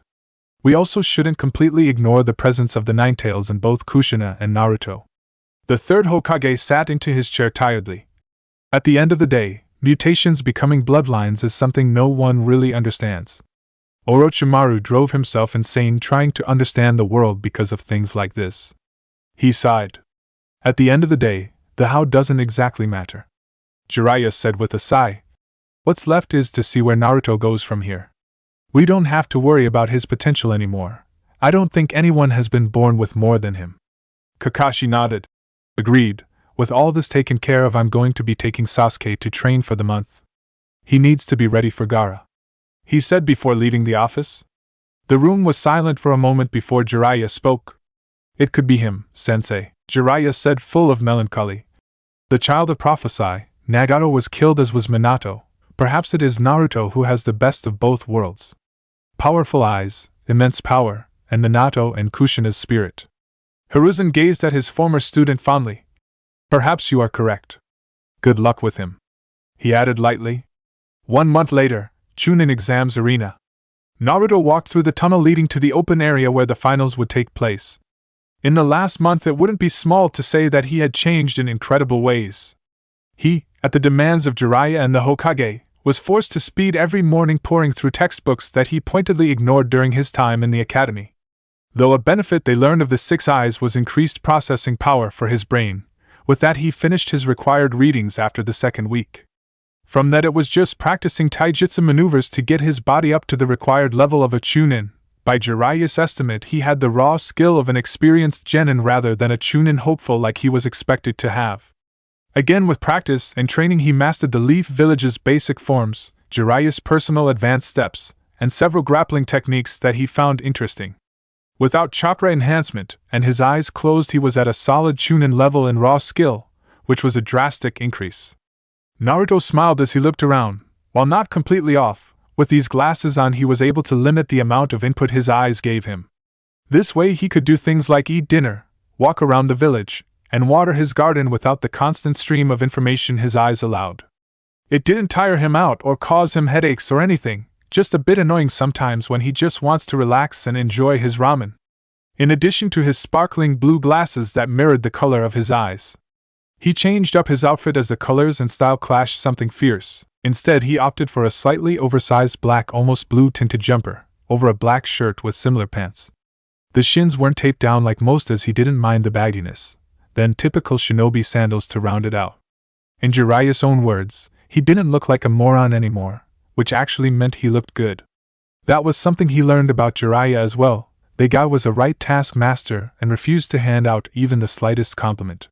It was so bad that Naruto had to compliment himself during training to combat this. Jiraiya seemed to be flustered by this, as he would scowl in the direction of the forest sometimes. All in all, if Naruto were to be completely honest, he didn't think anyone in the village would be much of a challenge anymore. He had, thanks to learning the Rasengan, devised a couple of interesting techniques that bolstered his already incredible ability to insane heights. Reaching the end of the tunnel, he noticed that other than Sasuke and that sound guy with the bandages, he was the last to arrive. Everyone turned to him and had various reactions to his new appearance. Most were just curious at the change. Naruto grimaced a bit but didn't say anything. The guy with the cough was gone, and now it was someone else. Hey oral fixation, where's bronchitis? He asked, interrupting everyone from their thoughts. Most of the genin's sweat dropped at his lack of respect while Ginma felt his eye twitch. Things change, I'm the proctor today. Also, don't call me that. My name is Ginma. Sure, strange guy.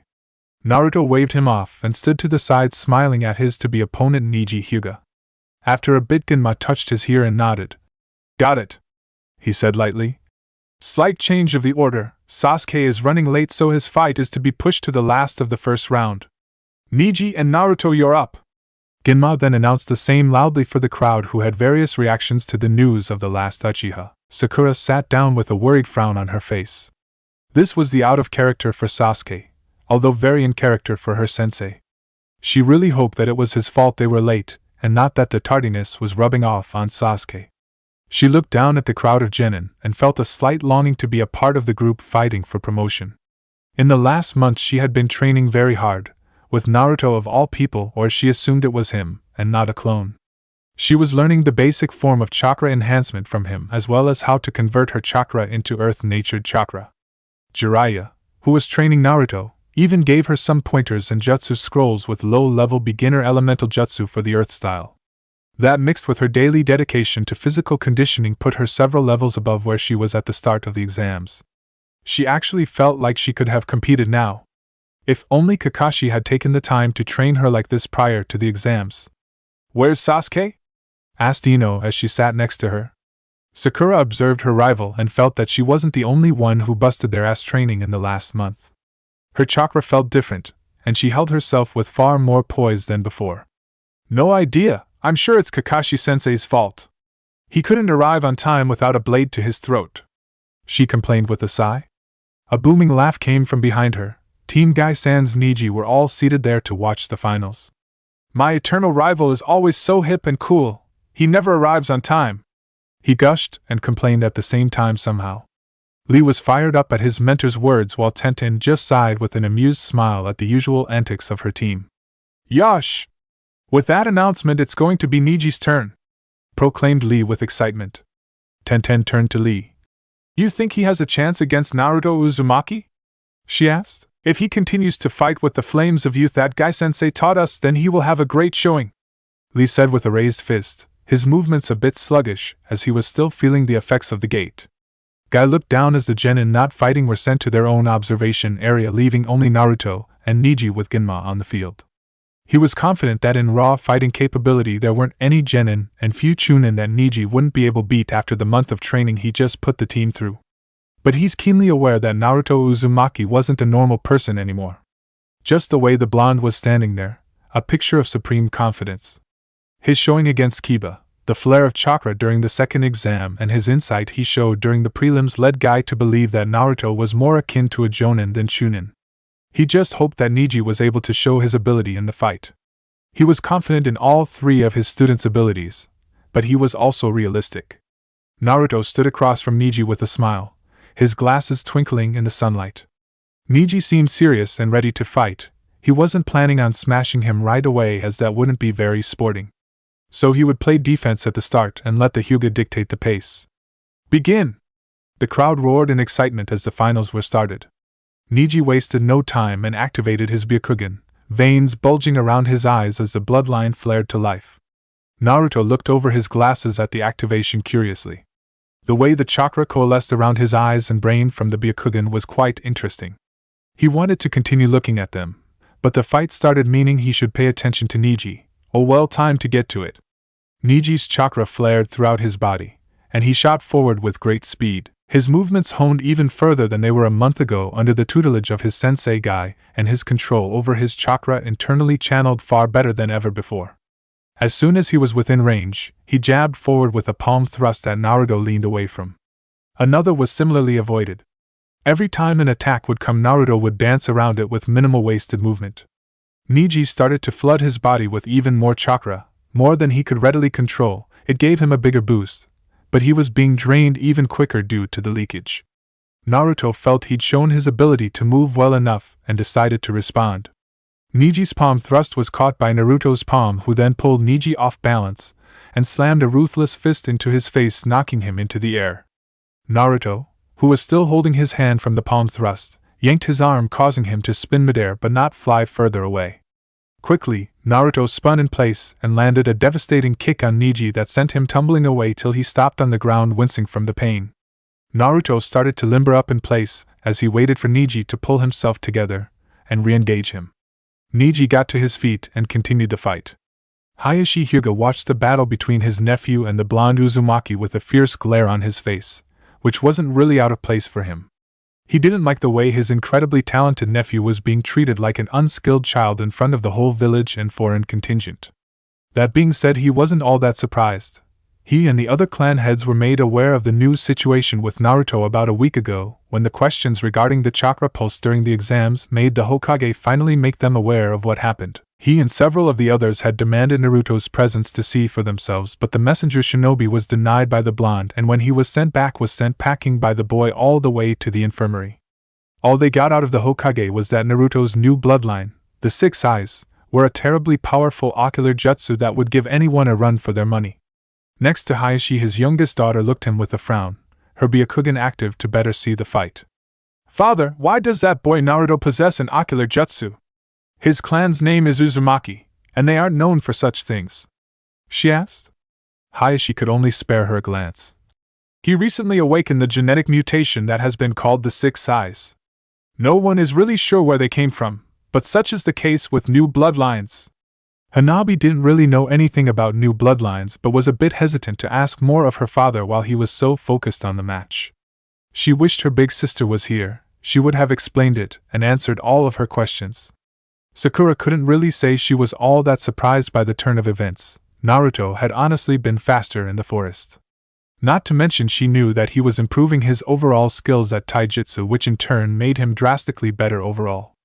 Also, she was intimately familiar with his improvement of raw skill as she was his sparring partner during the month. Lee, on the other hand, was cheering his head off for Neji, likely feeling kinship with the Hyuga now that he was the underdog against the bloodline user. "You can do it, Neji! Let the power of hard work and youth explode!"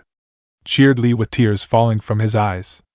Everyone in the stands looked at him with blank expressions before turning to Guy, hoping he would rein in his genin. "Yes, let the springtime of youth explode, Neji!"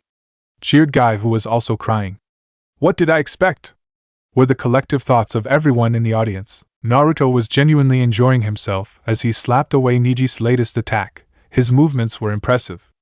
Unfortunately, the fight had been going for a while and Neji hadn't really landed any attacks, so he knew that the crowd was getting bored.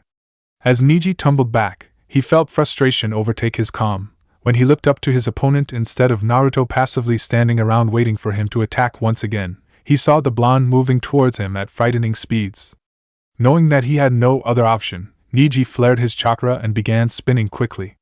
Utilizing one of the Hyuga's prized jutsu, rotation. A large spinning dome of chakra burst into life, forming a nigh-impenetrable barrier around Neji, the Hyuga's ultimate defense. Naruto's eyes widened and his face lit up with a savage grin at the challenge. He burst forward at speeds that only a select few watching could see and appeared above the spinning dome with his right hand hovering over the dome. To those who knew anything about the jutsu rotation, they knew that the only way to overcome it was to back off till it was finished, which was usually a couple seconds. For Naruto, he felt a more amusing way to overcome it would be to overtake the power of the rotation and cancel it out with ruthless efficiency. The amount of power and precision to do such a thing was likely only possible for him, but he didn't care since he is him. Neji, who was mid-spin, felt his whole body come to a complete stop and his body rattle from the rapid deceleration. His Byakugan was the only reason he wasn't completely disoriented and knew what had just happened. Naruto overcame his clan's perfect defense, something that quite literally has never happened. Knowing that he needed to get away, he rolled and got to his feet, then hopped further away to gain distance. Naruto watched his opponent back away lazily, might as well show off a ranged attack. "I know I need to prove a wide range of abilities to get promoted. I certainly didn't have a good showing in the first part with that written test." Thanks to the Rasengan, Naruto's idea of what was a potential jutsu was expanded, and he had a whole month to experiment. For someone who could get the Rasengan down in a few minutes, that was plenty of time to try a variety of things. Thanks to Naruto's study into chakra and all sorts of theoretical chakra mechanics over the month, he learned all sort of things. It is said that the tailed beast's bomb, their strongest attack, is formed by a perfect ratio of positive and negative chakra hyper-condensed together, yeah? Not exactly helpful outside of academic research for most, as it was practically impossible to separate chakra at that level for normal people. But Naruto has already proven he wasn't normal. Naruto raised a finger, and a smile slowly spread across his face. By molding my chakra and forming it with primarily positive chakra, compacting it and coalescing it into a compact ball, I can make something quite powerful. Surrounding the compacted orb of positive chakra with a shell of negative chakra to hold it together, further building the volatility. The reaction is quite something, Naruto thought as a small glowing orb of blood-red chakra was gathered on the tip of his finger. It gave off an eerie glow even in the harsh sunlight. Chakra Enhancement Jutsu, Red. Naruto intoned as the orb cracked and the power burst forth towards Niji. The shockwave from the attack was so powerful that those in the crowd were unable to move in their seats as the force pushed them further into the chairs.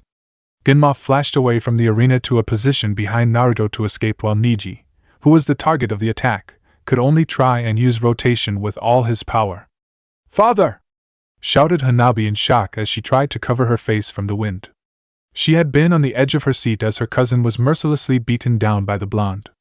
Now she was actually scared for herself. Hayashi grit his teeth tightly, in both anger and fear, as his Byakugan showed him just how terrible this attack from Naruto was and how close it came to obliterating Niji.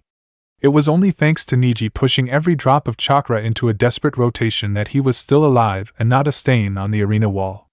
He felt even more anger when he saw the clear amusement on Naruto's face as he lazily watched the fallout from his attack. It was bad enough that the brat effortlessly overcame their rotation in the first place. Now he was displaying jutsu strong enough to be classified as A-class on a whim. That boy was no genin. "It's over, no one is injured. Hanabi, settle down," he commanded. Sakura had thought she couldn't be surprised by Naruto anymore, but then he blew up half the arena and she had to shield herself from the debris as dust and dirt flew everywhere. Next to her, Ino, Choji, Kiba and Hinata were doing the same. Guy grimaced as he watched the jutsu die down. Next to him, Lee and Tenten shouted in worry for Niji. He'd never seen that jutsu before nor anything really like it, so he'd assumed that it was either an ability granted to him by his eyes, or he created it himself with the help of his eyes. Likely an A-class jutsu in pure destructive capability, as well as chakra consumption. If he weren't so confident in Niji's rotation, he too would have feared for his student's life. Just what was Naruto thinking, firing something of that magnitude off at a comrade? "Wow! That was way stronger than I was expecting," laughed Naruto as he stared at the fallout of the jutsu. There was a large trench gouged into the earth in front of him all the way to the wall. The leaves on all the trees in the direction of the attack were blasted off and all the grass was torn up.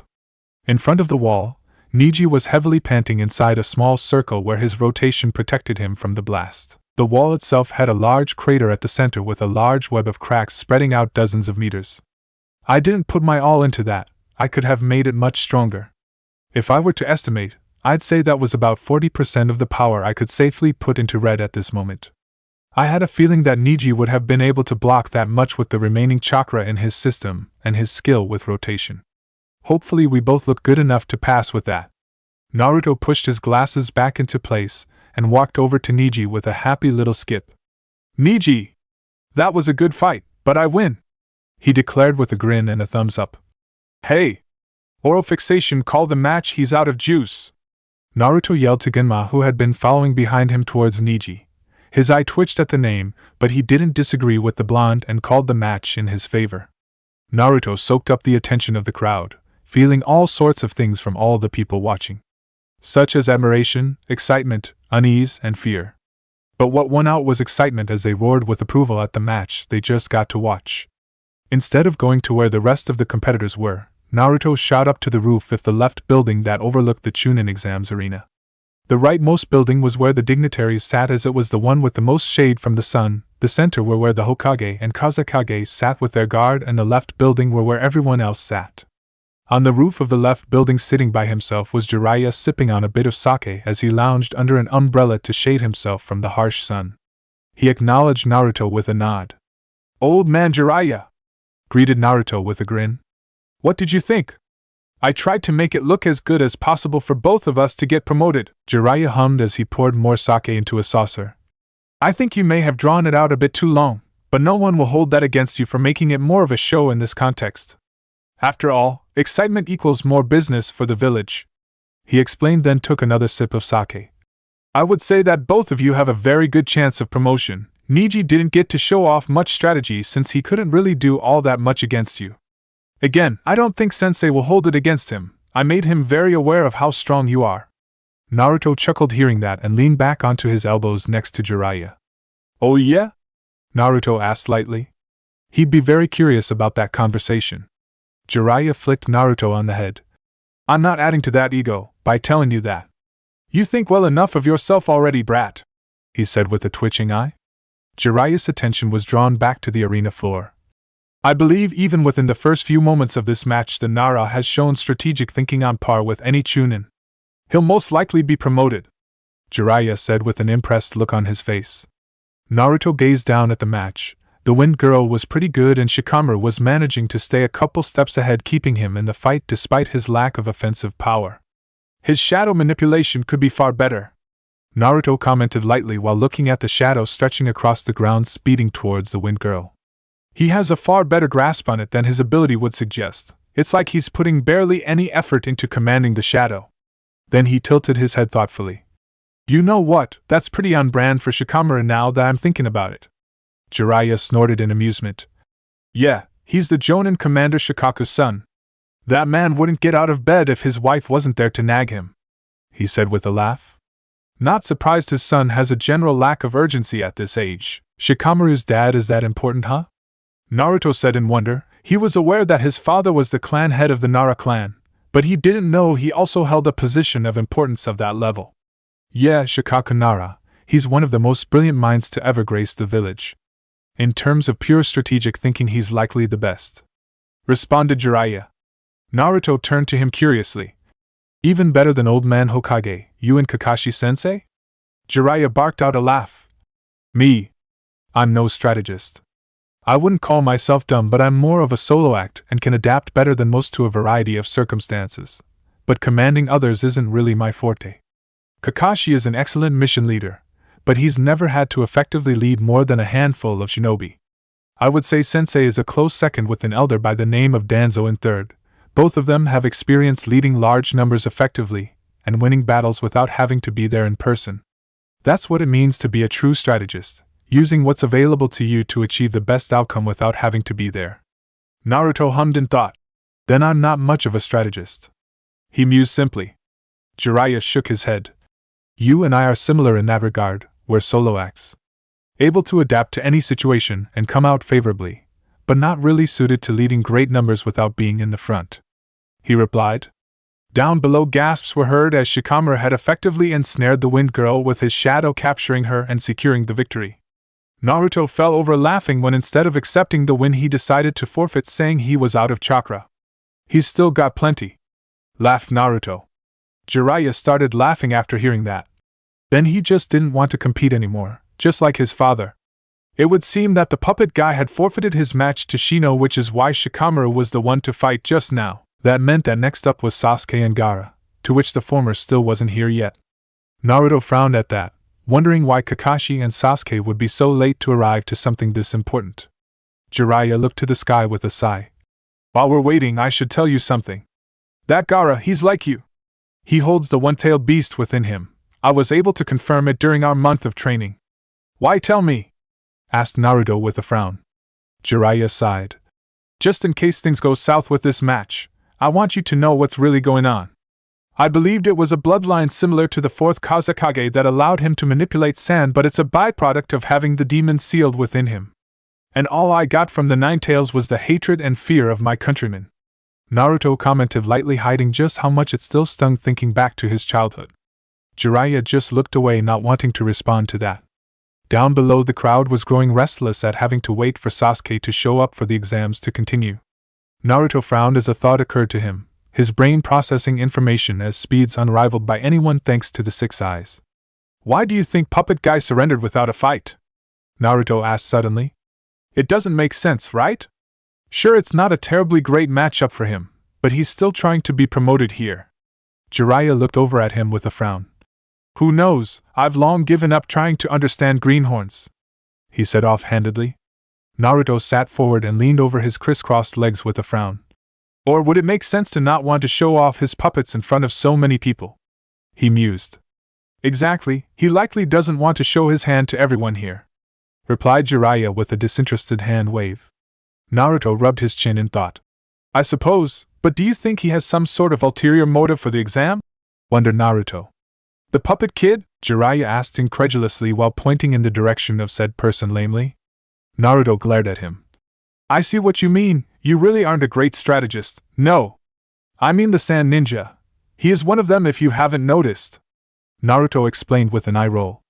Jiraiya frowned and turned his attention to his sensei as he sat speaking to the Kazekage in their booth. There wasn't much to how they were interacting, and the Kazekage had his face coverings on, so he wasn't really sure what was going on, though he doubted it was much fun over there. Raza isn't the type to wage war with the only ally he has, he said lowly, his tone becoming thoughtful. I don't think the Sand Village is in any place to wage war. They aren't exactly at full power these days. Naruto shrugged. If there was one thing he was still pretty ignorant about, it was the current situation of the world at large. His last month of learning helped him with the general information but not the latest stuff. With that in mind, he decided to defer to Jiraiya and lean back on his elbows. Still pretty odd, you know. Genma was at the end of his rope. Between the constant stream of displeasure aimed at him from the crowd and the arguing from the shinobi side on whether or not to disqualify Sasuke Uchiha or not, he was about to decide himself and take the punishment. Somehow, as the face to the finals to the crowd, he was getting the feeling that they thought he was the person at fault here. Gaara was already standing at the ready. His gourd full of sand was already open, and around him was a thin wispy cloud of sand that didn't really justify the danger of the boy's jutsu.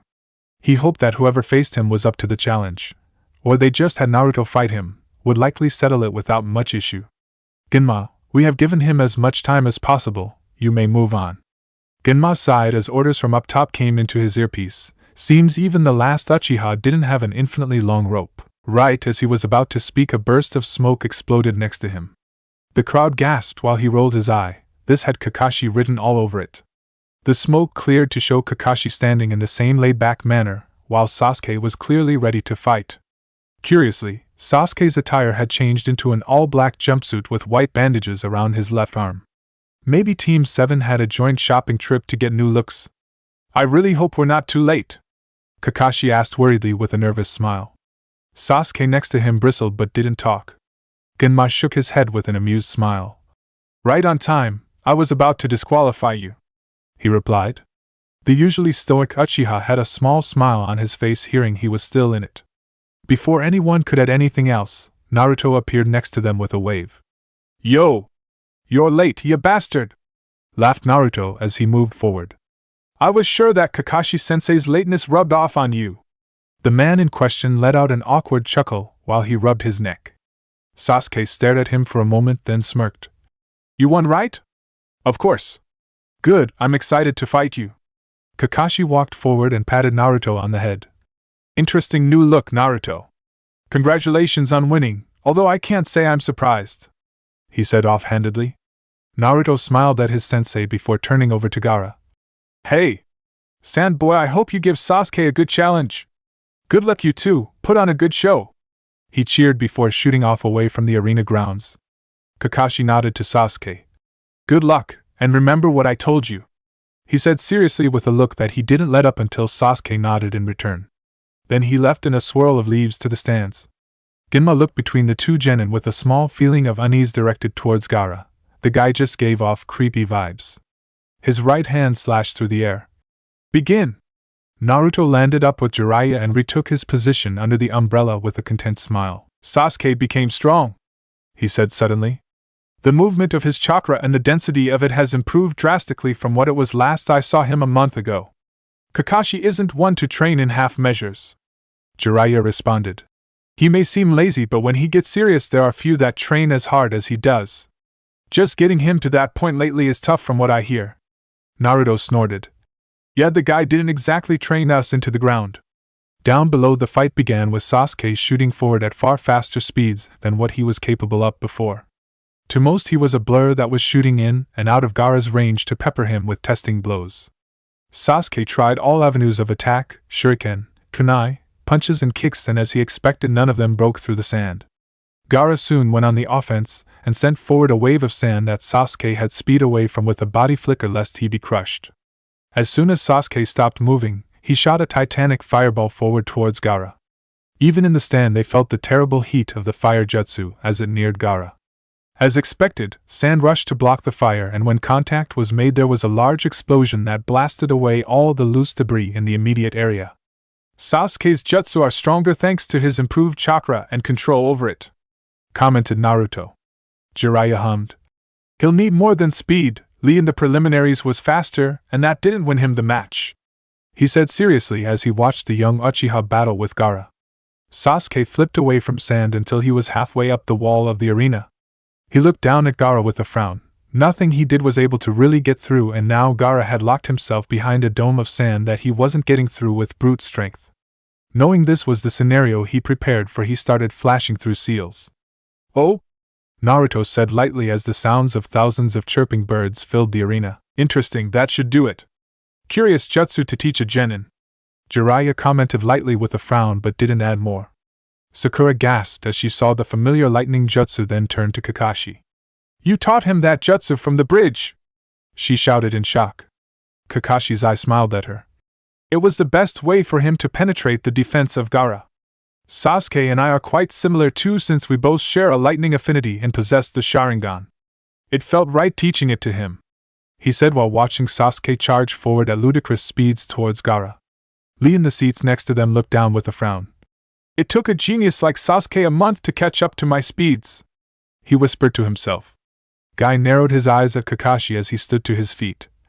After you gave me trouble for passing on the 8 gates formation, I didn't teach a genin an assassination jutsu, he reprimanded Kakashi at the hypocrisy. Kakashi only narrowed his eyes in response as he continued to observe the fight. I only really have one shot here.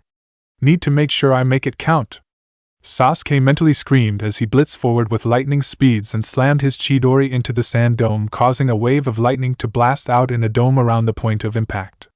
The world froze for a moment before a terrible scream erupted from the sand dome. My blood! This is my blood! Screamed Gaara as shock and pain overtook his mind. The sand dome exploded outward with spikes that forced Sasuke to jump away from. With his Sharingan he noticed that there was a strange thick chakra spreading outwards from the sand as the screams grew in volume. Then everything went to hell. Naruto looked down at Gaara with his glasses held in his hands, completely exposing his glowing eyes. The 6 eyes told him what was happening with perfect clarity. He's leaking tailed beast chakra at very high levels, commented Naruto with a frown before he noticed a wave of chakra cover the entire arena all the way to him, making him feel drowsy for a moment. Genjutsu? Thought Naruto before breaking it. Jiraiya shot to his feet, and not a moment later there was an explosion from the Kage booth on the roof of the center building. Maybe you were right, shouted Jiraiya before jumping off, but not before calling out to Naruto. Deal with Gaara. Naruto turned back down to the field where Sasuke was being accosted by several sand ninja. He burst forward at top speed, slamming into one of them, smashing the guy into the ground with enough force to shatter all the bones in his body, turning the ground into a blood-filled crater. Naruto slowly stood to his feet and glanced at the remaining sand ninja, making them wary. He turned to Sasuke. I'll deal with Gaara and these fools. Get out of here, commanded Naruto, and to his complete shock Sasuke actually listened. Naruto was about to engage the sand ninja when a Saban shot into the neck of the one on the left, and Genma walked up next to him. I'll take them, Gaara's all yours, said Genma with a grimace. Naruto assumed he didn't like leaving a genin to face someone like Gaara. Though in the back of Naruto's head he didn't like the thought of fighting Gaara, but he pushed that away for now. Naruto nodded to Genma, then turned and shot over to Gaara, a Rasengan forming in his hand that grew to the size of a melon in a flash. The sand dome was no match for the jutsu and was blasted open, causing massive amounts of wind and sand to fly everywhere. Naruto wasted no time and shot his arm forward to drag Gaara out of the dome and threw him away. Gaara frantically got to his feet as sand was gathering all over his body, turning the right side of his body into a grotesque clawed sand arm. His face was taking on the appearance of the One Tail as a single sandy tail waved behind him. He's half possessed already. It would be trouble if he completely turned into the One Tails in the center of the village. Which must be their plan, Naruto thought as he shot forward and re-engaged Gaara with ruthless attacks. Gaara, while empowered to levels that most Chunin and Jonin would be unable to overcome, was being taken to task by Naruto with ruthless efficiency. Gaara was unable to follow the blonde's rapid attacks and felt his body take substantial damage from each blow. If he didn't have the One-Tail's chakra healing him, he would have likely been killed already. Claw slash, diverted with a kick, then followed up with an uppercut to the chest. Tail slam was caught and Gaara was sent crashing into the ground. Naruto ducked under another swipe from the massive claw and sked, I know I'm hurting him. I bet he's being healed by the One-Tails almost as fast as I'm injuring him. Which means I need to hurt him worse, he thought with a frown. Movement from his peripheral had Naruto jump back in time to dodge a blade of wind that shredded into the earth where he was just standing. Gaara-sensei and siblings arrived shortly after and landed around him protectively. Naruto grinned. After being so scared of him till now, all of you cowards think you'll protect him? I hate wishy-washy people like you, he said while pointing at them, his eyes glowing menacingly. Suppose I'll have to deal with all four of you, commented Naruto before moving to engage them. As soon as Sasuke's strike caused Gaara such terrible pain, the third Hokage Hiruzen Sarutobi had been in a whirlwind of motion. First the booth exploded. He had avoided the blast by jumping up, but was caught in the air by the Kazekage who held a blade to his throat. Then he realized foolishly that his student had taken the place of the Kazekage and was using the exams as a means to destroy the village. Truly, Orochimaru, I have failed you, Hiruzen said mournfully, completely unconcerned with the kunai to his throat. Behind him Orochimaru sked, having noticed the Hokage's calm aura. Foolish old man, you think you're in control here? He demanded angrily. In the instant he asked, to which Orochimaru would later admonish himself for making such a mistake, he was blasted backward into the roof tile by a release of hyper-dense chakra. If it weren't for the barrier surrounding the two of them, the ANBU watching the fight would have found themselves forced to their knees from the pressure. The third Hokage of the Leaf, Hiruzen Sarutobi, the professor and proclaimed god of shinobi, had activated the full weight of his chakra for the first time since the Nine-Tails had rampaged through the village. Orochimaru shot to his feet and grit his teeth. Surely you don't think a showing such as this would intimidate me? He demanded. I saw you in your prime, and this is a far cry from those days, sensei. Hiruzen sighed. Did I teach you nothing of looking underneath the underneath? I may be old and have lost a step in terms of chakra capacity, but did you think I would allow myself to grow weak? You're a fool if so. I bled for every bit of my strength, and I would sooner die than let it go easily, he proclaimed with a visible aura of chakra shrouding his body with fiery red wisps flailing around him. Orochimaru stood and released the full weight of his chakra in response. The purple viscous aura surrounded his body, and the roof tiles were further destroyed around them. Different from the Hokage's hyper-dense chakra, Orochimaru's was a vast lake of power that was begging to be unleashed towards his opponent. A single seal from the Hokage had a terrible river of mud blast into life to remove the snake's footing, sending him tumbling away. With another seal, the air on the roof superheated, followed by a sharp tongue of flame blasted the mud river, hardening it. 3 seals, and the Hokage slammed his palm on the roof. Chakra glowered over the mound of hardened mud that turned into a brilliant explosion where Orochimaru had been buried. In the time it would take a Jonin to cast a single B-class jutsu, the third Hokage casted 2, followed by a combination jutsu with ruthless efficiency. Such was the level skill of the once touted god of shinobi. Hiruzen glared at the smoke billowing out from the jutsu's epicenter with disgust. Get up! If that was all it took to kill you, then I'm sure you would be long dead, demanded Hiruzen as he tore his Hokage robes off to reveal his battle attire. Further away from the epicenter of the blast, Orochimaru rose from the ground looking burned but not altogether that injured. He was grinning at his sensei as if he found that show of power amusing. Perhaps you've still got some power left in that rotting carcass, sensei, mused Orochimaru before slamming his hand onto the roof for his jutsu. I had meticulously prepared this reunion for you. Please enjoy it, sensei, he said as 2 coffins rose from the ground, followed by a third that failed halfway up. Hiruzen stared at them in horror. You've defiled them. They were at peace, he whispered to himself as the dead faces of his predecessors were revealed to the world. Kakashi had known something was off today. Duck under a kick, stab a kunai into the femoral. It was odd that the Sand Village would send a Jinchuriki to a foreign country's exam when they were as unstable as Gaara. Parry a slash, then slice the throat. Now he was back in the familiar dance he mastered during the Third Great Ninja War. Next to him, Guy was smashing Sound and Sand Ninja with every punch and kick. Both of them were doing their utmost to protect the civilians that were incapacitated from the genjutsu, as well as the genin huddled that were down in the stands. Naruto is fighting Gaara, Sasuke shouted as he got back to the stands slightly out of breath. I did as you asked, and didn't fight Gaara if he went ballistic, he said with a frown while not meeting Kakashi's eyes. It was a stipulation that Kakashi imposed before their training began. In return for learning the Chidori, Sasuke would swear that should Gaara lose control of himself he would back off and surrender. Sasuke didn't really care about being promoted and just wanted to learn the jutsu, so he reluctantly agreed. Kakashi smiled to his pupil. Good, he should wrap it up quick. New mission for you and the others.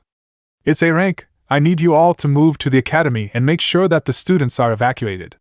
Sasuke, you're in charge, Shikamaru you're second. Sakura, Kiba and Shino will accompany you, ordered Kakashi while killing yet another enemy. The academy is far enough into the village that it should be further from the main battle. They will be away from the worst of it, and still doing a vital service protecting the young ones. That being said, there is no guarantee they all survive this, thought Kakashi grimly. He hated that his students were being put into a situation such as this, but it was the life of a ninja. He was doing the best he could to put them into a favorable situation. Sasuke stared at his sensei for a moment before giving him a nod, then he turned to the others. Let's go, he ordered before jumping off. Shikamaru following him with incredible reluctance, while the others hurried to keep up. Guy looked to Lee and Tenten. Keep close, Lee, form a perimeter around the civilians and stop any who get past me and Kakashi. Tenten long-range support, he ordered seriously, a far cry from his usual joyful personality. The two in question shot into action, showing their experience as genin. Kakashi put his back to Guy as sound ninja moved to surround them. This could get a bit difficult with all the civilians around. Be sure not to send them into the stands when you send them flying, Guy. It will be tough, but we can do it, Kakashi, Guy said firmly as he lowered his stance while staring at the ninja in front of him. An instant later and both shot into action, cutting and smashing their way through all the enemies. Naruto chuckled as he diverted a massive claw of sand into the ground, then kicked off it directly into a puppet. He flooded his body and arms with chakra as he crashed into it, causing the puppet to be crushed under him in multiple pieces. In the distance, the puppet boy himself was smashed into the ground by his shadow clone.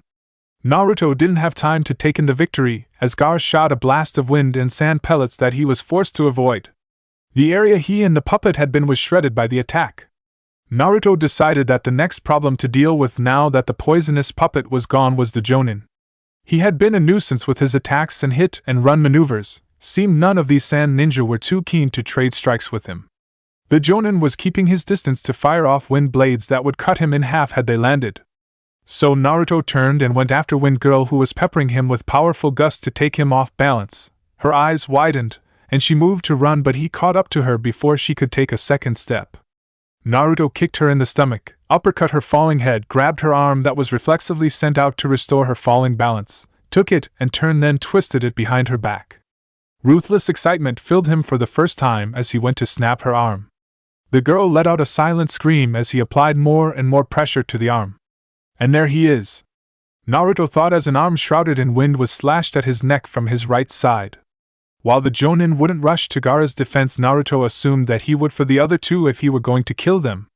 And he was just proven right. Naruto's arm lashed out at blinding speeds, and with chakra coated and hardened around his hand to protect him from the wind blade, he grabbed the Jonin's wrist. The shock on the Jonin's visible eye showed that he realized his mistake by rushing in. Naruto's face split into a grin and his 6 eyes glowed brighter. Baki, the Sand Jonin, was pulled forward by Naruto, and as he went to protect his face from the incoming punch, his stomach was kicked with force enough to cause him to vomit blood. Naruto didn't stop and released the wrist he was holding on to, then did a roundhouse kick into Baki's face as he was leaned over from the first kick. This isn't a very strong jutsu, but it should be enough in his current condition, thought Naruto as he pointed at Baki's body that was sent flying. Naruto formed a small spinning orb that was barely bigger than his finger. It was a mini Rasengan. While lower in power, it allowed Naruto to do something a bit different. He formed a protective coating of chakra, then blasted it forward similar to his red jutsu. Chakra technique. Sinister spiraling shot. The flying Rasengan shot formed on Naruto's finger and shot towards Baki before he even landed from Naruto's roundhouse kick. Naruto watched as the projectile covered the distance and slammed into Baki's side, digging into his flesh like a superheated drill. An instant after hitting Baki, the jutsu destabilized, then exploded. Naruto's 6 eyes observed the fallout of his jutsu was perfect detail. The jutsu didn't have the raw power of a Rasengan even by half, but it was incredibly fast to make and fire, so it was more than worth it. Baki was completely taken out of the fight, quickly losing consciousness from the pain and injuries. Barely 2 minutes after joining the battle, Baki, Temari, and Kankuro were taken out. Naruto turned to Gaara, who was forming hand seals, seemingly unaffected by the defeat of his sensei and siblings. "You're pretty cold-blooded, Gaara," mused Naruto lightly. He gestured to the 3 sand ninja. "Don't mind that your family and sensei were taken down, even a little bit?" he asked. "I care for nothing but giving mother your blood." Gaara seemed to growl before his face became deranged. "Let me prove my existence," he screamed as he released a sand twister at Naruto that was destroying anything in its path. Since awakening the 6th eye, Naruto has felt content and confident in his abilities. He had an awareness of the world and chakra that filled him with a sense of self-assurance that he didn't really feel anything but amused by the people he came up against in the exams. For the first time since awakening his 6th eye, Naruto has felt something other than amusement while fighting someone. He wasn't scared, not in the slightest. No, he felt sad. Because Gaara shared a burden with him, they both held a beast within them, and neither of them asked for it. He wasn't dumb, well, not anymore. He knew now that people like him were treated like trash everywhere. They were feared and loathed for the burden they carried. Gaara was like him, similar ages and likely similar upbringings, but both arrived at different conclusions. Naruto had the Ichiraka family reach their hand out that night. That cold, storming night when he was so very hungry, cold, and lonely. Then old man Hokage came into his life, then Irika, then Kakashi and his teammates. Naruto held out long enough to find hands reaching out, offering him warmth and hope for a better life. Gaara, despite having a family, seemingly did not. Naruto wasn't amused to fight him. No, he was sad that he was facing what he considered a brother. Not in blood but in burden. "I'll break through, Gaara," thought Naruto. It wasn't raining. It wasn't nighttime, nor was it all that cold. But Naruto felt that Gaara needed the warmth of an extended hand that wasn't scared of him. So he'd oblige. Naruto's thoughts happened in the moments between the sand twister arriving in front of him and Naruto disintegrating it with a pulse of hyper-dense chakra blasted from his palms. Similar to the gentle fist by hundreds of times stronger. He basically slapped the jutsu away. Deciding to go on the offense, Naruto shot forward and hooked a punch into Gaara's side, then did a rising kick to his chin, launching him into the air. Naruto jumped into the air to follow him, grabbed his leg, twisted sharply, and threw Gaara into the wall of the arena with full force. Gaara's face exploded into a silent scream as his beast's chakra flared, exploding into the air, saturating the arena in its evil.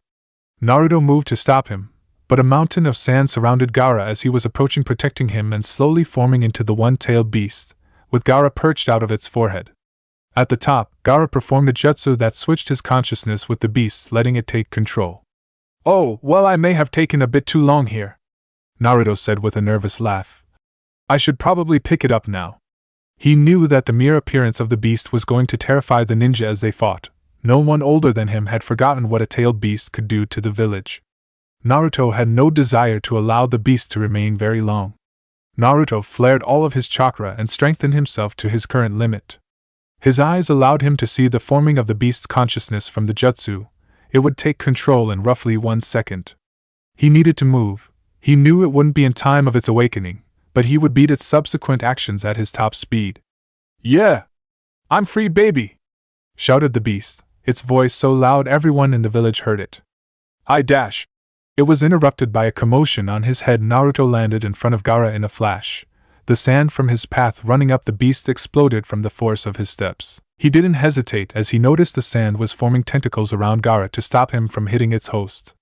Naruto's fist impacted Gaara's forehead ruthlessly, waking him from this jutsu, destabilizing the fully realized beast's chakra.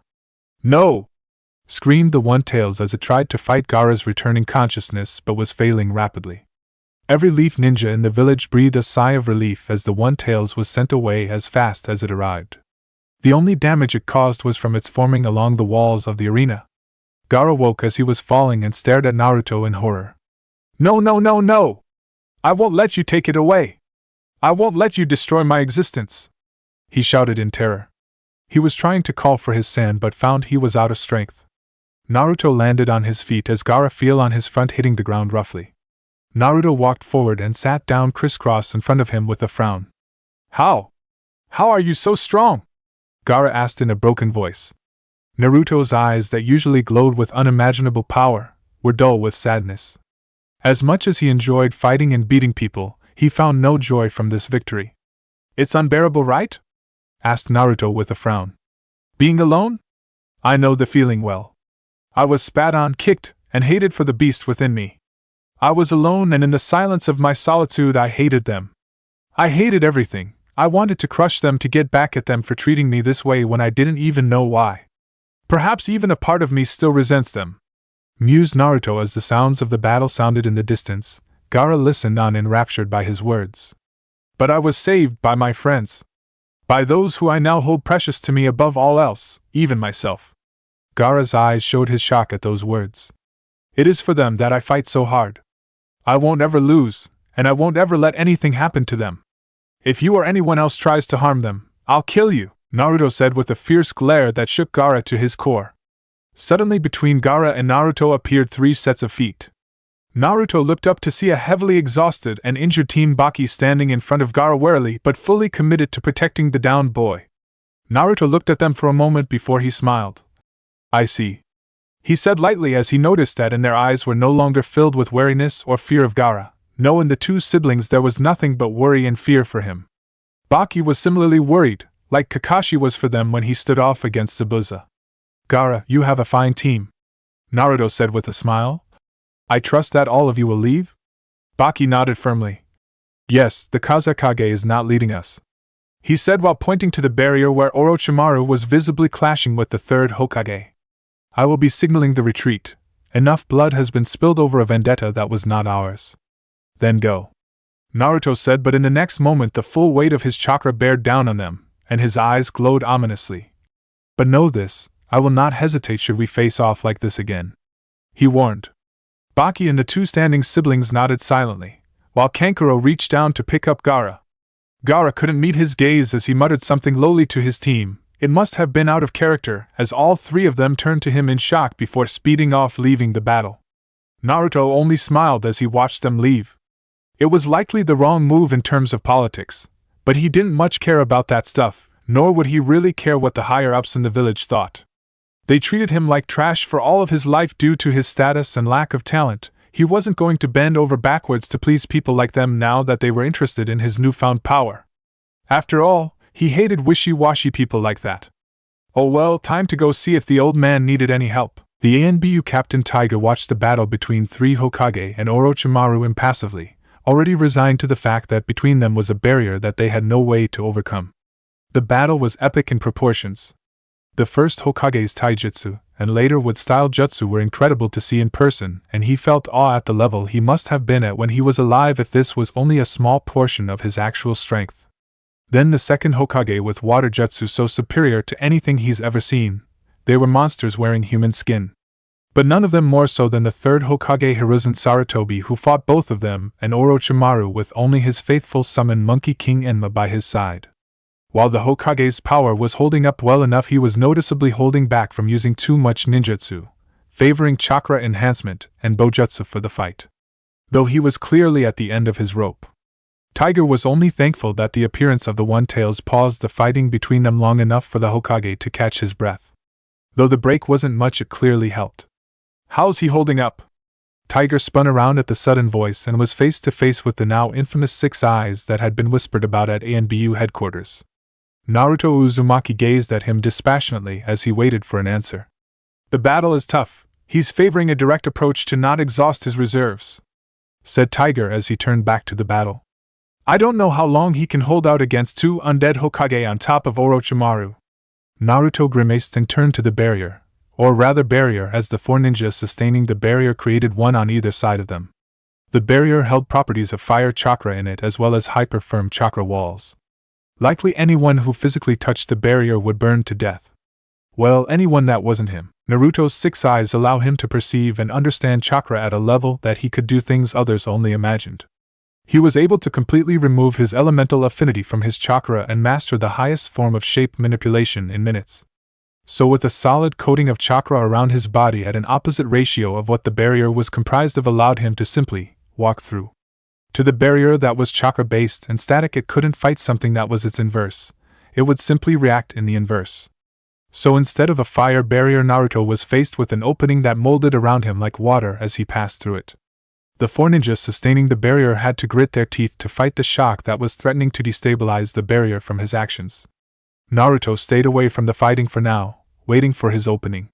It was a very fast-paced battle for now. Orochimaru was hanging back while the first and second Hokage were trying to bind the third. Right as the old man burned away the approaching tree roots, Naruto shot forward and nailed the second with a kick that launched him out of the recently made forest and moved to stand by the Hokage. "Looked like you needed help, old man," Naruto said with a grin. "These two aren't going to die or go away till Orochimaru releases the jutsu. I don't think we can disrupt this jutsu, perhaps seal it?" He mused with a frown, his eyes picking apart the jutsu with hyper-efficiency. "You shouldn't have come, Naruto," Hiruzen said with a tired sigh, seemingly resigned to the situation. "The second Hokage's jutsu can only be cancelled by the caster or sealed. I only have one jutsu that fits the criteria in this situation." Naruto turned to look at him. "What's the plan, old man?" he asked. Hiruzen glanced at him before gripping his staff firmly. "You will stay back and provide support at range and nothing else." Orochimaru made himself known at this point. "Ah, young Naruto, welcome," he shouted gleefully. "I simply must bring you home with me. Those eyes of yours are a scientific marvel I'm oh so curious to research." Naruto turned to him with a disgusted frown. "Oi! I have no intention of going with you. You're lucky the old man won't let me kill you," he shouted back. "Enough!"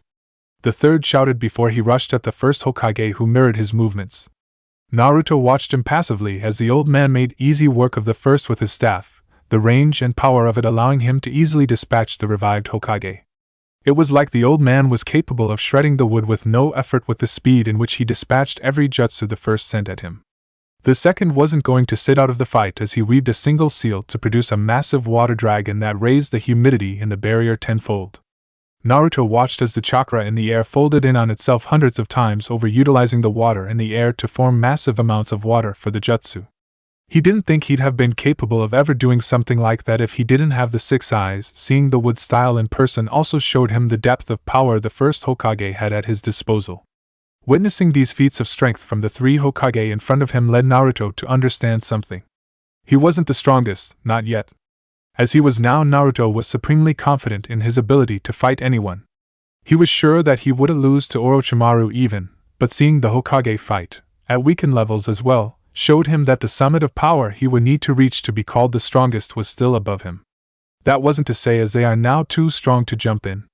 No, the old man was likely capable of beating him with his sheer jutsu knowledge and adaptability, but Naruto had things that no one else had. Complete unpredictability. Mix that with his six eyes and he wasn't going to be ignored. Naruto flared chakra within his body to the max that his body could withstand. He'd said to himself as the power flowing through him was a bit heavy on his muscles and he could tell he was pushing them to the max. Hiruzen spun his staff at immense speeds around himself as he severed all the incoming roots. The instant the wood was taken care of, Hiruzen jumped straight up, flashed two one-handed hand seals and released a compacted stream of lightning towards the second Hokage who was building up water for a jutsu. Hiruzen didn't bother to watch the jutsu as he extended the staff towards the first Hokage as the dead ninja was rushing to attack. Before Hiruzen could do anything more than slam the first Hokage into the roof with his staff, a blur came into the fight. The first Hokage, after getting smashed into the ground, was attacked by Naruto. The first Hokage quick responded to the blonde, some of his body reforming under the effects of the reanimation jutsu. Naruto ducked under a kick, lashed out with a jab that was caught by the first. Naruto's eyes narrowed in response. As his fist was caught by the first, the dead Hokage lashed out with his own punch that Naruto caught. He noticed with his eyes that the first was using chakra enhancement different than normal. As he caught the dead Hokage's punch, he felt the effects, as he was nearly blasted away from the Hokage from the sheer force of the punch. He's never experienced that level of power. He doubtedly with the fifth gate open hit that hard. "You're quite strong. I'm honestly impressed, Lord First Hokage," Naruto said with an honest smile on his face as he held the Hokage in place. "Not going to talk?" he asked when he noticed that the Hokage's face hadn't changed expression since he joined the fight. Naruto kicked the first off of him and quickly molded his chakra on the tip of his finger. "I'll put even more behind this than last time," Naruto said with a grin as he formed a red on the tip of his finger. Old man! He shouted in warning. As soon as Naruto saw Hiruzen blur towards him, he fired off his jutsu. Unlike a wind jutsu, chakra enhancement technique, red was a powerful reaction of positive chakra violently condensed in on itself into a tightly compacted orb. The resulting fallout was a shockwave of pure force that the very air was displaced by. The force behind the jutsu was such that the ground rumbled even outside the barrier. He noticed that both Hokage tried to form barriers with their respective elements, but they were blasted away the moment the jutsu reached them. Naruto lowered his arm with a grin. Well, that was fun! He cheered with a grin as he turned to the third. But I don't think it really matters till we deal with Orochimaru. My predecessors were sent into the barrier completely burning their bodies away. The rate of the regeneration will have them returned in less than 2 minutes. Informed Hiruzen as he formed a set of seals with speed that Naruto would have never comprehended without his 6 eyes. I want you to engage Orochimaru, the third said with deep reluctance on his face. Your speed and strength is at a level that he won't be able to ignore you. However, I will move in as soon as this jutsu is ready. When that time comes, get out of the way. Naruto turned to the old man and stared at him for a moment. The chakra swirling inside of him was a mixture of so many different elemental ratios that he was genuinely curious as the outcome. But the power in the jutsu he was building showed the old man's resolve to finish off his former student, so Naruto could only nod with a happy smile. As Orochimaru was shaking off the disorientation of the red attack, he barely noticed a blue blur coming at him. Naruto slammed a ruthless kick into the snake's ribs that stole his breath. A 2-punch combo followed the kick at top speed. Knowing he needed distance, Orochimaru lashed out with a dozen snakes from his arm and jumped back. Naruto tore the incoming snakes apart with his bare hands, laced and coated with chakra, and moved to recluse the distance. Orochimaru smirked, then regurgitated a sword. Naruto's face grew with disgust as he flew towards Orochimaru. Who keeps a sword inside them? I knew you were a freak, he said with wide eyes. Ever heard of seals? You can keep all sorts of things inside them. Like a sword, and it's way less crazy than swallowing it. Wait, you're a sword swallower, aren't you? I can't say I'm surprised, and this explains your interest in Sasuke. Enough! Screamed Orochimaru as he swiped his sword in a wide arc. Naruto's 6 eyes noticed the chakra flowing through the blade, causing it to grow. He was aware of the sword's ability before it was able to grow 5 millimeters, such was the processing speed of his eyes. To those watched, the blade grew nearly in an instant as Orochimaru went to bisect Naruto. The Anbu held their breath as Naruto was midair while the swipe came for him, and they didn't see a way to avoid the attack. Behind them, molding chakra at a furious pace, the third Hokage grit his teeth at seeing he's got me with this timing. I guess this is the level of battle that I am just able to reach at my max. I need to increase my base level. This is the max my muscles can be enhanced without shredding them. Oh well, getting thrashed by Jiraiya more than made that clear. I guess I have to use IT even though it's not totally ready, thought Naruto as he watched the elongated blade cut through the distance towards his neck.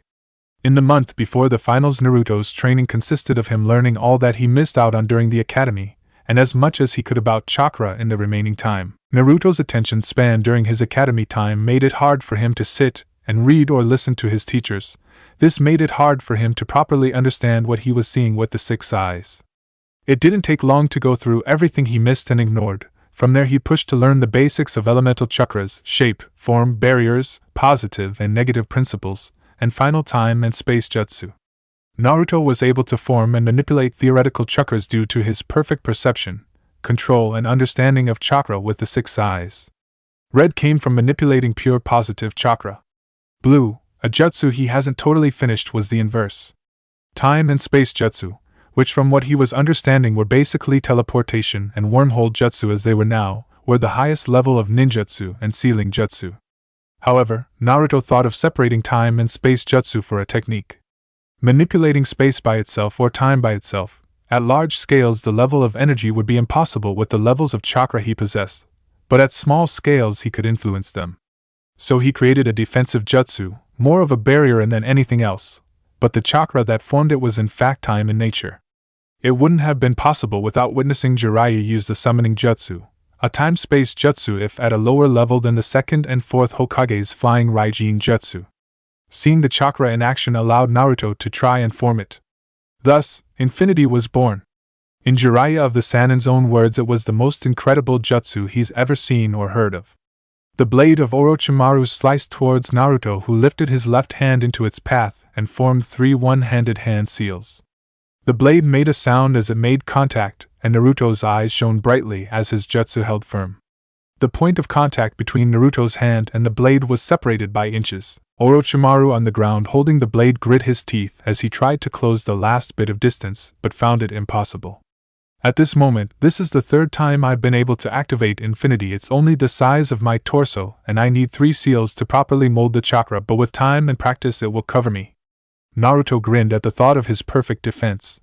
Those watching the battle, the Sound Ninja, the Anbu, Orochimaru, and finally the 3rd Hokage were racking their brains trying to figure out the jutsu. However, the only one who knew Naruto wasn't about to share. Infinity is a barrier jutsu that is formed entirely by time-based chakra manipulation. It is 0.5 millimeter thick and lies 50 millimeters from my body. It's not stopping the blade. It's actually continuously slowing the blade down. A space-based barrier would be nearly impossible to use like this. The fact that the blade is still moving, but losing its speed by half every time it grows even the most infinitesimally amount closer possible, means that I can sustain this barrier energy-wise without too much hassle. It's truly the focus that is difficult and molding the chakra correctly. With infinity up, I will never be touched, like the distance between numbers 1 and 2 and the infinite number of fractions between them. The blade will never reach me. Naruto's grin became savagely wide as he locked gazes with Orochimaru.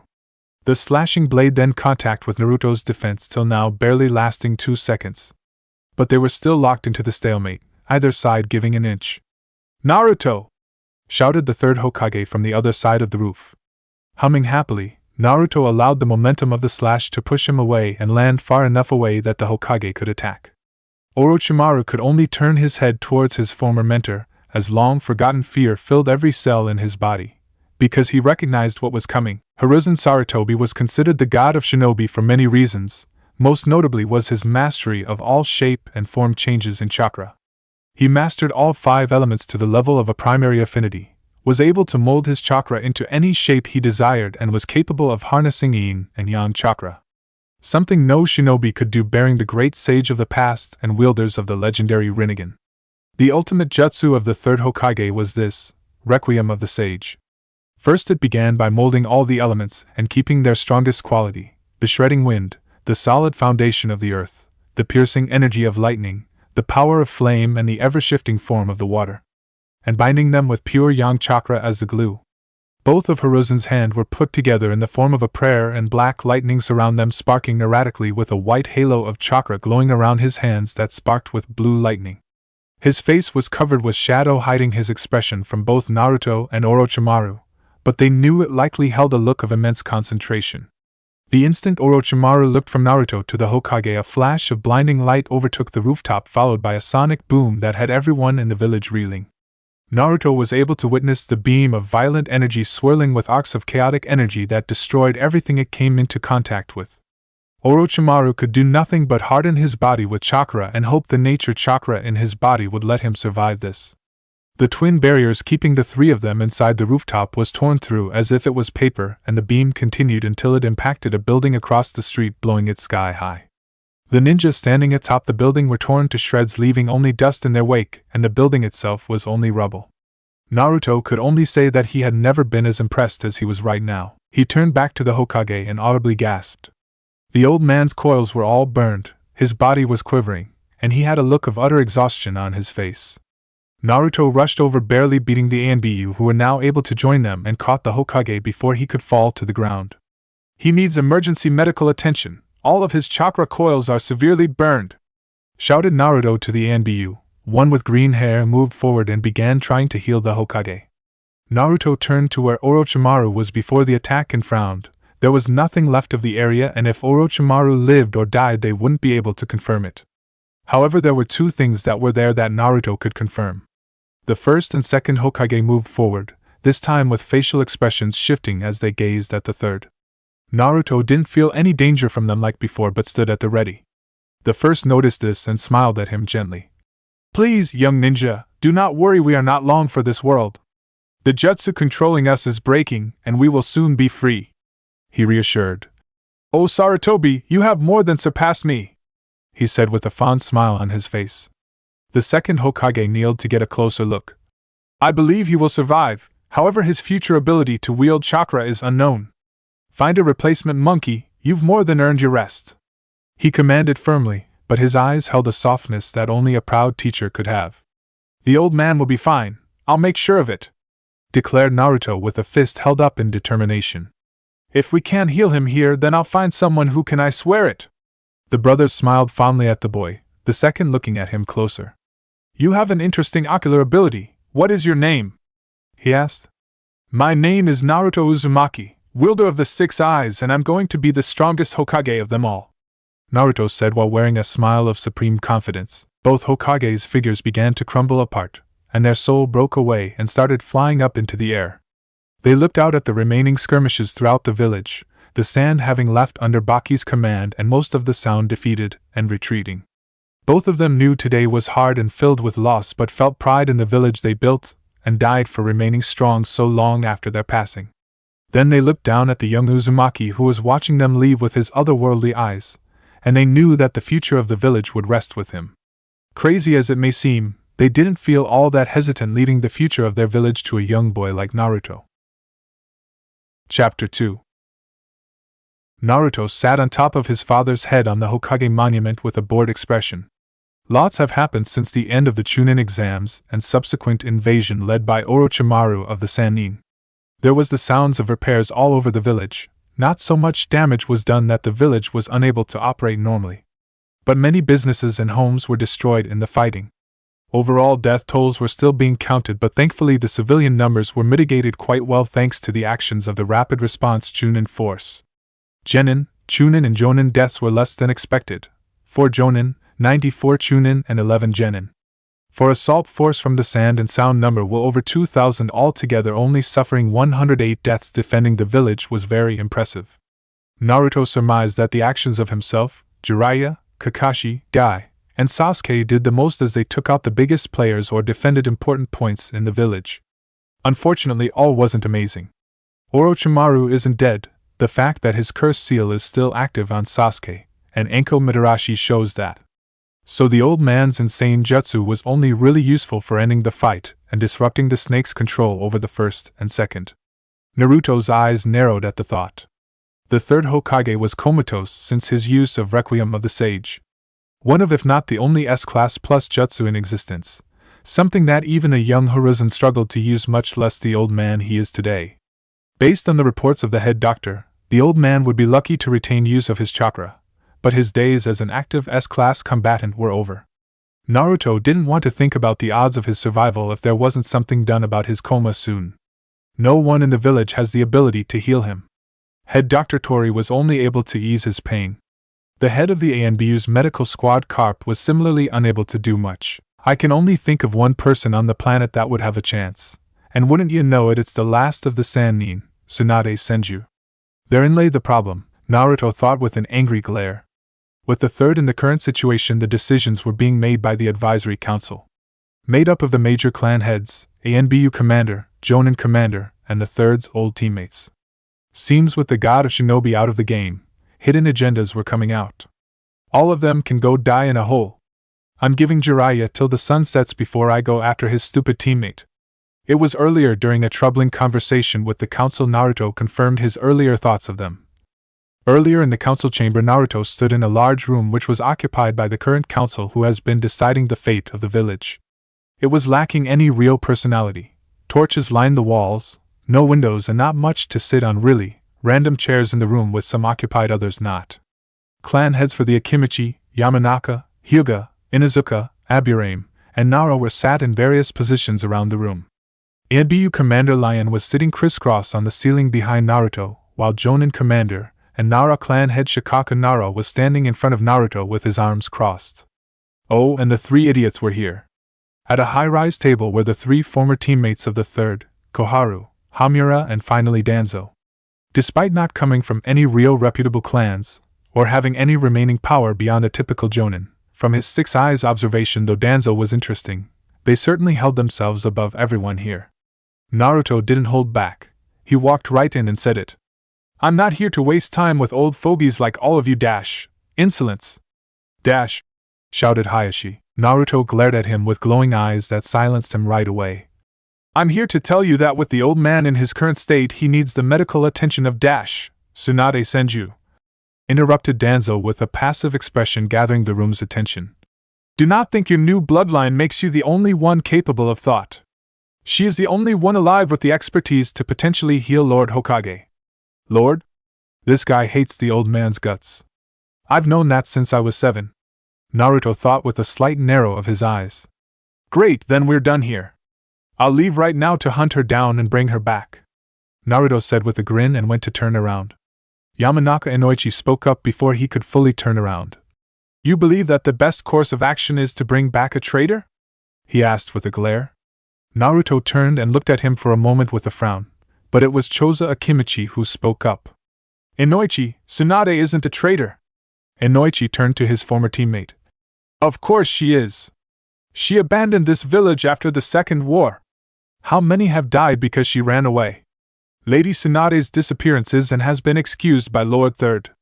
Interjected the distorted voice of ANBU Commander Lion from the ceiling. Then what's the problem?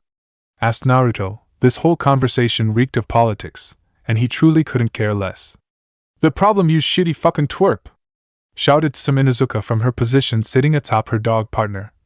Is that many won't, nor should they take kindly to that woman's presence back in the village. Like they said, who cares? Shouted Naruto while glaring at the council. I could care less about any of that. I'm going to bring her back to heal the old man, anything after that he can decide. He said before turning to Shikaku. I wasn't asking to leave or asking to bring her back. I was notifying you as a courtesy. A courtesy? Asked Danzo, not letting the frowning Shikaku speak. You've outgrown your station, Genin. You will do as commanded by your superiors, and in this case, it is to not leave the village. Too many eyes are on you. Not even a week has gone by since the invasion, and already your profile is in the bingo books. The leaf cannot lose the 6 eyes or the 9 tails. And there it is. Naruto thought with a furious glare to the 3 idiots all agreeing with each other. Some of the clan heads agreed to various degrees as well. The bugs will go with the most logical choice. The dog doesn't like me because I pounded on her son Kiba. Likely a similar case with the Hyuga and shaming Niji so publicly.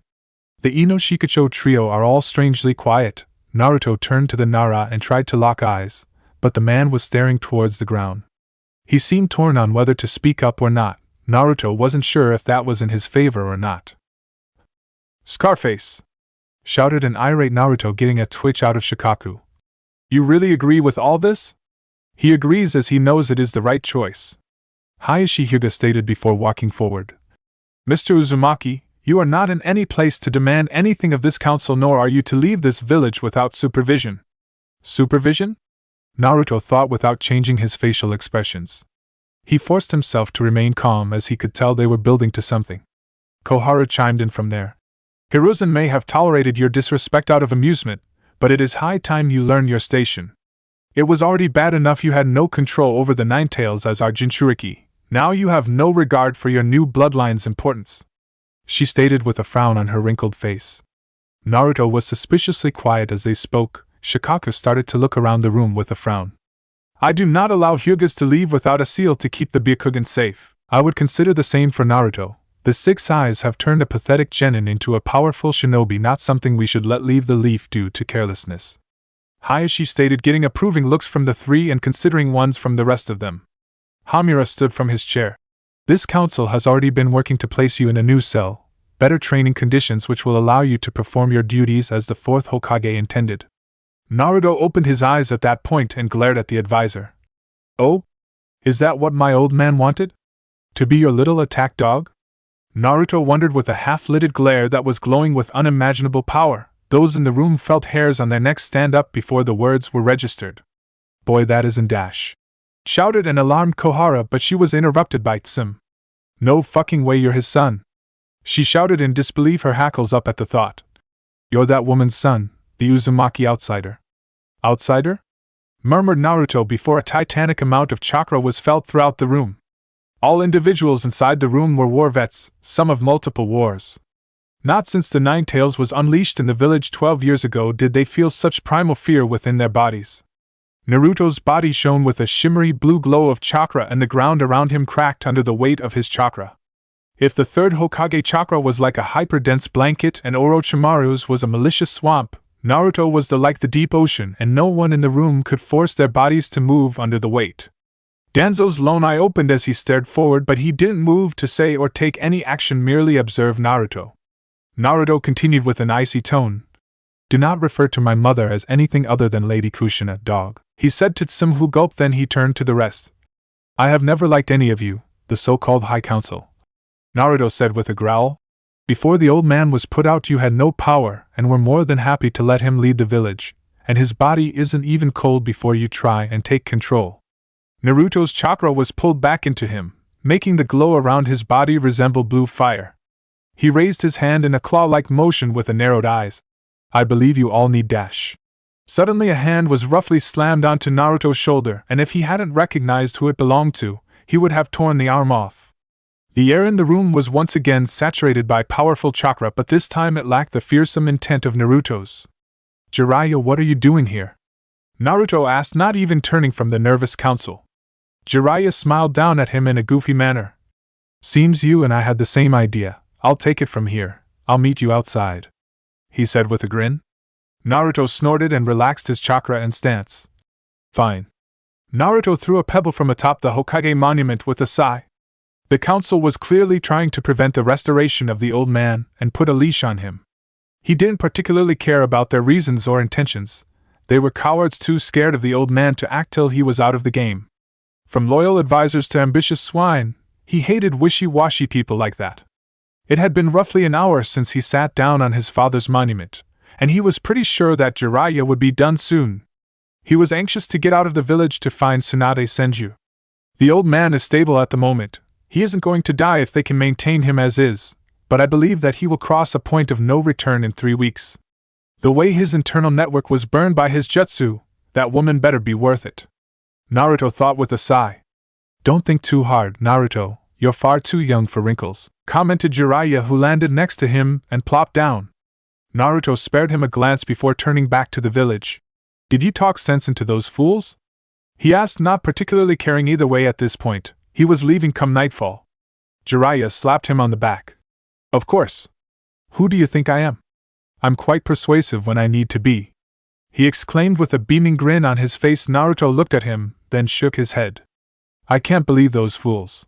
He's not even dead," Naruto said with a frown. Jiraiya sighed tiredly.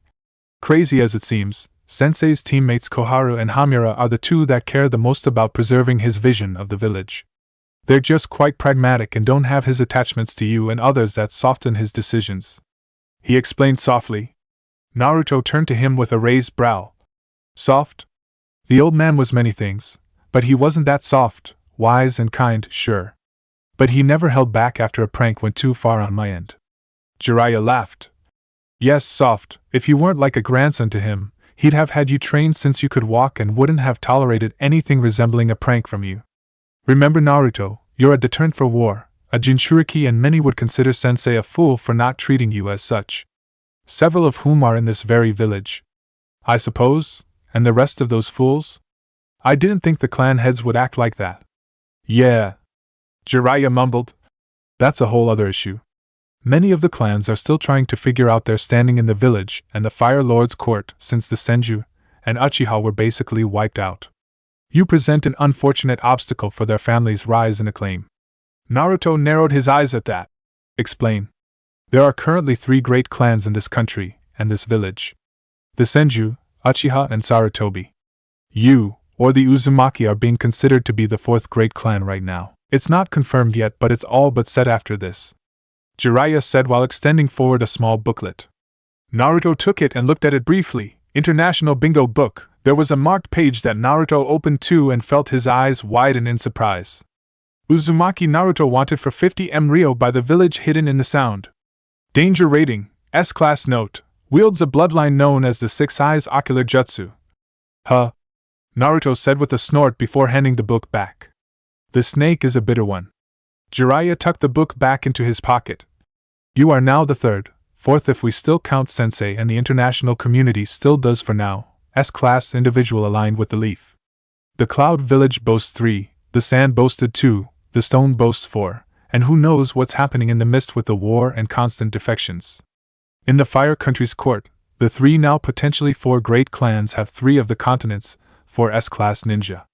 You, Sensei, and Tsunade, which is why those clans in there are less than pleased with you as you blocked one of the only times an opportunity to raise themselves has come in years. As they barely boast an A rank much less S, so they know they can't compete with you in terms of strength. Add to your pedigree, the Uzumaki being a once massive and powerful clan and your father being who he was, it was almost a no-brainer to elevate you and the Uzumaki to great clan status. Explained Jiraiya with a tired sigh as he looked out over the village. Naruto scratched his head with a frown. The hell does all that even mean? I get that S-class means I'm considered an elite ninja, but who cares about great clan? Is it really just status that's important to them? Don't underestimate the power of status. Tsunade has had benefits that have prevented her being labeled a deserter due to her clan's status. Even if she was a non-elite ninja, her name alone would grant her many opportunities and leverage most would only dream of at the capital. Sasuke will have many privileges as the last of the Uchiha, loyal at least, once he comes of age. That is without the economic advantages and ears of people in the capital that can make big things happen. Many of the clans in the village would greatly benefit from such things, as most of them provide a service outside of producing ninja. Jiraiya then continued in a more serious voice. Also, do not discount the elevated status of being an S-class. While not a military title, as in you're still a genin at the moment, the level of power and prestige an S-class has awards them privileges and leeway of their own just to keep them loyal. You are a face of the continent, and a leaf now and will be treated as such. Even an orphan like me has lived very comfortably after attaining S-class. Though if I'm being honest, while likely deserving of S-class, you're probably the weakest of the 3 of us at the moment. Naruto shrugged. Give me a bit more time to get Infinity down, and we can revisit that comment, he said lightly, to which Jiraiya thumped him on the head. Naruto then jumped to his feet. So now what? Are we leaving to get the old broad? Jiraiya shot to his feet hastily. Don't say that. Something you have to know about her is she's vain with a capital V. Don't insult her like that or it'll make our job 100 times harder, he warned with a bead of sweat on his forehead. Naruto raised his hands silently in surrender. Jiraiya took a breath and calmed himself. Next is we leave at first light for about a 2-week journey. I have a few leads, so hopefully we're done before that. Sounds good. I haven't been able to meet up with my team in the aftermath of the invasion. Have you heard anything about them? Naruto asked. He wouldn't lie and say he wasn't a bit guilty at not looking for them in the past week, but he had spent much of it at the hospital with the old man or training. Sasuke and Sakura are fine. They had light injuries that were treated after the fighting. Sasuke led the team sent to protect the little ones at the academy quite well. I'd get the story from him, but rumor has it he proved himself quite well for promotion. Kakashi was low on chakra, but he's been in and out of the village on emergency duties, Jiraiya explained before turning thoughtful. That's another reason the council didn't want you leaving. They didn't want the village without an S-class to protect it, and they knew I'd be leaving to get Tsunade. Naruto rolled his eyes.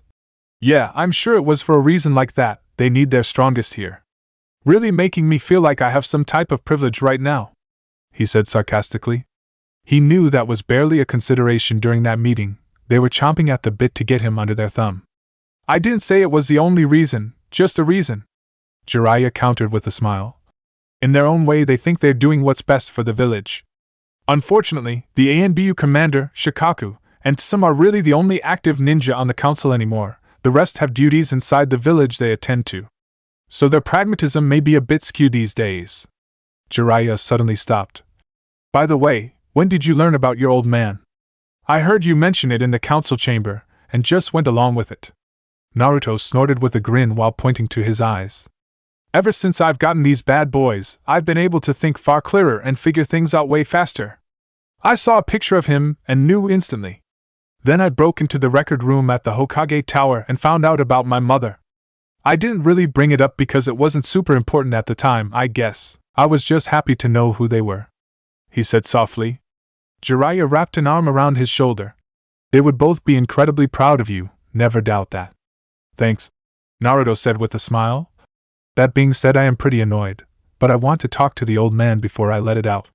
After departing from Jiraiya, Naruto decided to stroll through the village in search for his team. He was taking in the sights and surveying the damage done by the invasion. Shops and signs were busted up, but surprisingly very few were totally out of commission. There were civilians chatting in the street, going over their stories from the invasion with relieved smiles on their faces. Some who looked over at him had surprised looks on their faces. A few even looked slightly awed by him. Word spreads fast. I'm sure my actions with Gaara and Orochimaru have given me a new image to the people of the village. Naruto mused with a smile as he basked in the attention, offering smiles and waves to everyone who looked at him positively. Can't say I hate this development. As he walked, he listened to the whispers as he passed by. Saying he took down the tail beast himself. Makes sense considering. Heard he fought alongside Lord Hokage. Husband is a chunin, said he's to be considered a lord soon. Who would have thought that boy would turn out like that? Still pissed he turned all my linens pink last year. Heard he was the only to lure the messenger birds over the Hamura shop to cover it in bird poop. Naruto had to withhold his laughter at the last few. He worked very hard on those pranks, and he was happy that their legend remained. He felt a warmth in his heart to hear whispers about him in a positive light. It wasn't that long ago that he would have to harden his heart just to walk home. Instead of Ichiraku-Rama, Naruto went towards the training grounds that his team frequented. A bit more walking and he was made privy to a sight that if his 6 eyes hadn't told him was real, he would have thought was a genjutsu. Sasuke and Sakura were locked into a spar. Sasuke didn't have the Sharingan activated, and it seemed to be hand-to-hand only, but they were going at it. Sakura's fighting style had evolved over the last month. Under the tutelage of Naruto with Jiraiya's assistance, they made her from an academy fighter to a viscous opportunist. Sakura ducked under a jab, spun outside of Sasuke and lashed out with a kick that the boy was forced to absorb before responding. Sasuke would throw a continuous combo that Sakura would deflect, dodge, and counter with incredible precision. Sasuke ducked low and went for an uppercut. Sakura saw it coming and leaned back. However, that was what Sasuke wanted and spun for a jumping back kick that she took full on to her chest. Not out of the fight, she rolled with the momentum and slid back on her feet. Bursting forth with speed levels above where she was during the exam, she let loose a 2-punch combo that Sasuke ducked and deflected that she followed up with a calf kick that Sasuke deflected with his shin. Sakura front flipped from his shin and came down with a high kick that Sasuke was forced to block with both arms with a slight grunt. Sakura jumped back and noticed Sasuke approaching with high speed and sent forward a kick. Sakura leaned back from the kick, then continued with the movement for a high kick to Sasuke's chin that knocked him off balance. She shot forward and went for a haymaker that Sasuke dodged and grabbed her arm and held it behind her back. Naruto decided to announce himself then. Wow! Sakura, that was great, soon you'll be a worthy teammate. He laughed with a grin. Sakura deflated at hearing his voice. Shut up, you moron! She shouted back, still being held by Sasuke. Sasuke turned over to Naruto. She's improved quite a bit. I heard she was training with you last month. Yep, I needed someone to practice on. She has some insane potential for hand-to-hand. I actually have a few ideas on what else she needs. Naruto said with a wide smile while walking forward. Sakura, your chakra control is good, but your chakra enhancement is wasteful and poorly channeled. Work on that and you'll be way better. I'm getting better at maintaining optimal enhancement, but while I'm fighting it's tough to keep it steady. Sakura said with a sigh as she was let go by Sasuke. I have a few ideas on how to train. I think it's just going to take time. Kakashi-sensei had me enhancing myself at all times, and he would call out different levels and I would have 2 seconds to match until it was second nature. Sasuke said as he stretched lightly. Though I haven't been able to maintain it for very long before tiring myself out, I have a few minutes at my max. Naruto wrapped an arm around Sasuke's shoulder. Keep training and you'll get it, Sasuke. He cheered with a high-pitched voice. Sasuke responded with a shove, then glared at the trees. Sakura, keep training it. I'll help when I get back. I'm going to be gone for a few weeks to get Tsunade to come heal the old man. Explained Naruto before becoming sheepish. Don't tell anyone where I'm going or that it's for the old man. Don't think I should have mentioned it. No, you should not have. Came the voice of Kakashi as he appeared next to them out of nowhere. Sasuke and Sakura turned from Kakashi's sudden appearance to Naruto. Why are you in the loop with Lord Hokage? Asked Sakura. Well, I'm not sure what I'm supposed to share, but since you're my team, I'll just trust your discretion. Naruto said with a lazy smile. Kakashi just quietly sighed but didn't move to interrupt him. I fought with the old man, so I was there. He's out of the game, unfortunately, but with the help of Tsunade he'll be up and about in no time. She's the only one who can help, so it's become top priority. Jiraiya and I are going to get her. Kakashi perked up after hearing that. Both of you? I'm surprised they're allowing that, he said with his lone eye showing a bit of surprise. Naruto narrowed his eyes at Kakashi. Don't tell me you're on those fools' side? I'm not sitting around while the old man is in that situation. I don't care about my status, and if it makes you feel better, I should be able to return at a moment's notice if necessary. Kakashi just raised his hands in surrender. Status? Asked Sasuke with a raised eyebrow. I've been dubbed S-Class, so they want to shackle me here, among other reasons. Naruto grumbled with an eye roll. Sasuke and Sakura's eyes widened comically. S-Class! They shouted. Sasuke's eyes fell to the ground frozen in thought. Kakashi settled them down. Yes, it's more than earned considering his actions in the invasion and who they were against. It's customary for all of the Great Five to have an S-Class, usually their Kage, guarding the village at all times, and with Lord Hokage indisposed. Kakashi trailed off.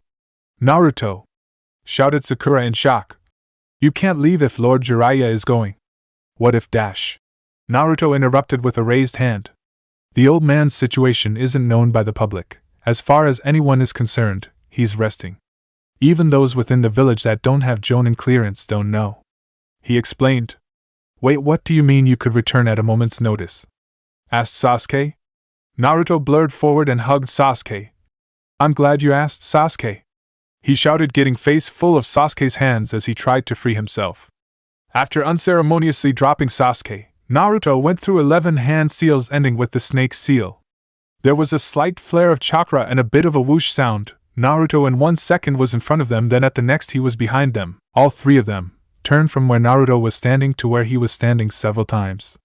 Kakashi just chuckled in disbelief while Sasuke glared at the grass beneath his feet, while Sakura looked a bit excited at the development. I did that by playing with space-natured chakra! Naruto shouted joyfully. Basically, if I consider where I am point 1 then where I want to be point 2, I reduce the space between the 2 points to 0 and I'm warped to that point.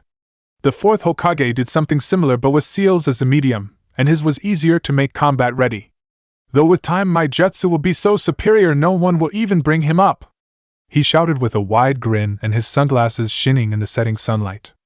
It isn't as complicated as it sounds. I basically apply my infinity jutsu in reverse. I'm not expanding time to constantly slow down incoming attacks but reducing the distance to 0 using space chakra. I should be able to do it over long ranges eventually, but at the moment I can only do it to places in eyesight after 11 hand seals to get the chakra ratios right. Though I do have the anchor to help in my apartment for emergencies. Naruto thought with a hum. Space chakra was more tangible than time-based chakra, so he could play with it a bit more. Time was incredibly dangerous. He didn't want to mess with it too much and get sent into the fucking past or something. Looking back towards his team, he saw that Sasuke and Kakashi were off to the side talking about lightning jutsu, completely ignoring him. While Sakura was staring at him with wide eyes, clearly appreciating his genius. You're going to tear yourself in half doing stuff like that, Sakura said with wide eyes. Do you even understand the physics behind what you're doing? Cause if dash. Naruto's eyebrow twitched. I test it with clones. Hey! Kakashi-sensei, Sasuke, you done? He shouted. Oh sorry, did you say something, Naruto? Asked Kakashi as he and Sasuke turned back to him. Nope, he's not getting me with that, thought Naruto before weaving seals to reactivate his jutsu. See you in a few weeks, losers, he said before warping out of the clearing. Naruto and Jiraiya were enjoying a nice stroll through the forests of Fire Country as they made their way towards where Jiraiya's intel suggested Tsunade was residing with her aide Shizen. So what's the big deal here? Asked Naruto with his hands in his pocket. Why is getting this lady so involved? I mean, at the end of the day she's a leaf ninja, active or not. Jiraiya sighed. You're right, but remember what I said about great clans and S-class privilege? Well, she's taken advantage of both to be given indefinite leave. So the trouble isn't finding her, it's getting to her without her sensing us and bolting. If she knows we're coming, then she'll run, and we'll be on a chase I don't particularly want to have to be a part of. Naruto snorted. She sounds like a real handful. He laughed.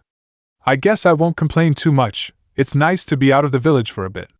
The silence continued for a while, but Naruto had another question. So, why are you so focused on going to find her?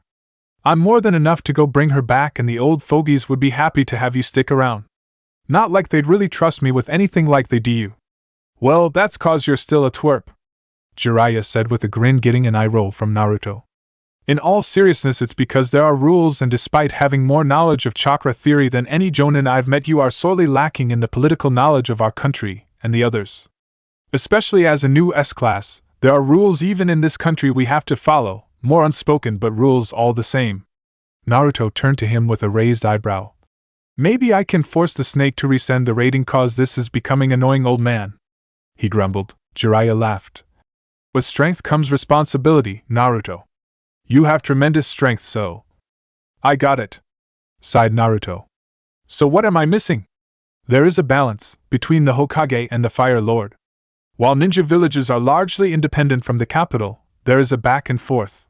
The Fire Lord in the capital is in charge, and there are 5 advisors, all of which hold large influence in the country and trade throughout the continent.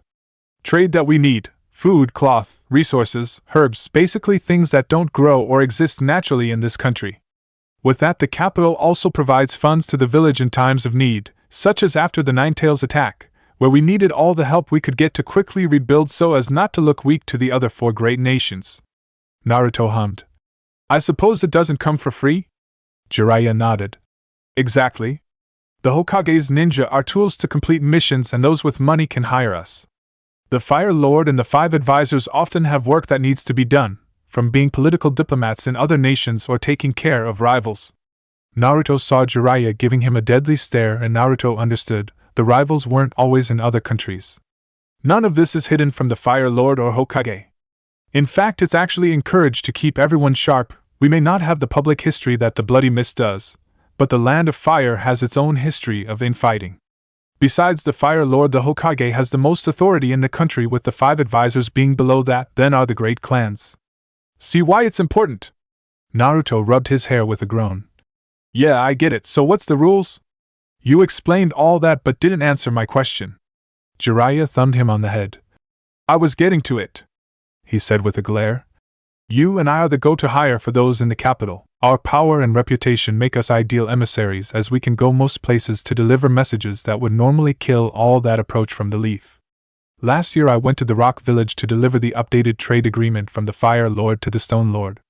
I know you know how that's impossible for most others. Naruto nodded with an impressed face. Even with your rep you have some balls, Jiraiya, laughed Naruto.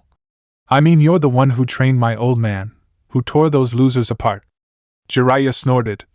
They hate us, and him especially, but that Tsuchikage isn't a stupid man and knows there isn't a point to starting another war. For now, at least. He trailed off tiredly. Think they're losing it over me? Naruto asked excitedly. I mean, I look so much like him. Not to mention I'm getting pretty famous thanks to the bingo book. Oh, I hope they've seen it, Naruto said with a wide smile. Jiraiya went to thump him on the head again, but Naruto ducked away and laughed. Ha ha, old man. Then Naruto felt a thump on his head and turned to see a clone poof away. Seriously, when did you make that? Naruto asked with a blank expression. Jiraiya burst out laughing. Like an hour ago, he shouted. Naruto blew a raspberry at him. Whatever. Jiraiya sobered back up after a bit. Back to the rules. Because we're the go-to, we have to always be ready to drop what we're doing to answer a summon to the capital. Knowing you, if you were summoned while out here alone, you'd ignore it, and that would just cause all sorts of issues. Naruto nodded. Makes sense. Anyone besides you do these things? Jiraiya nodded. Yes.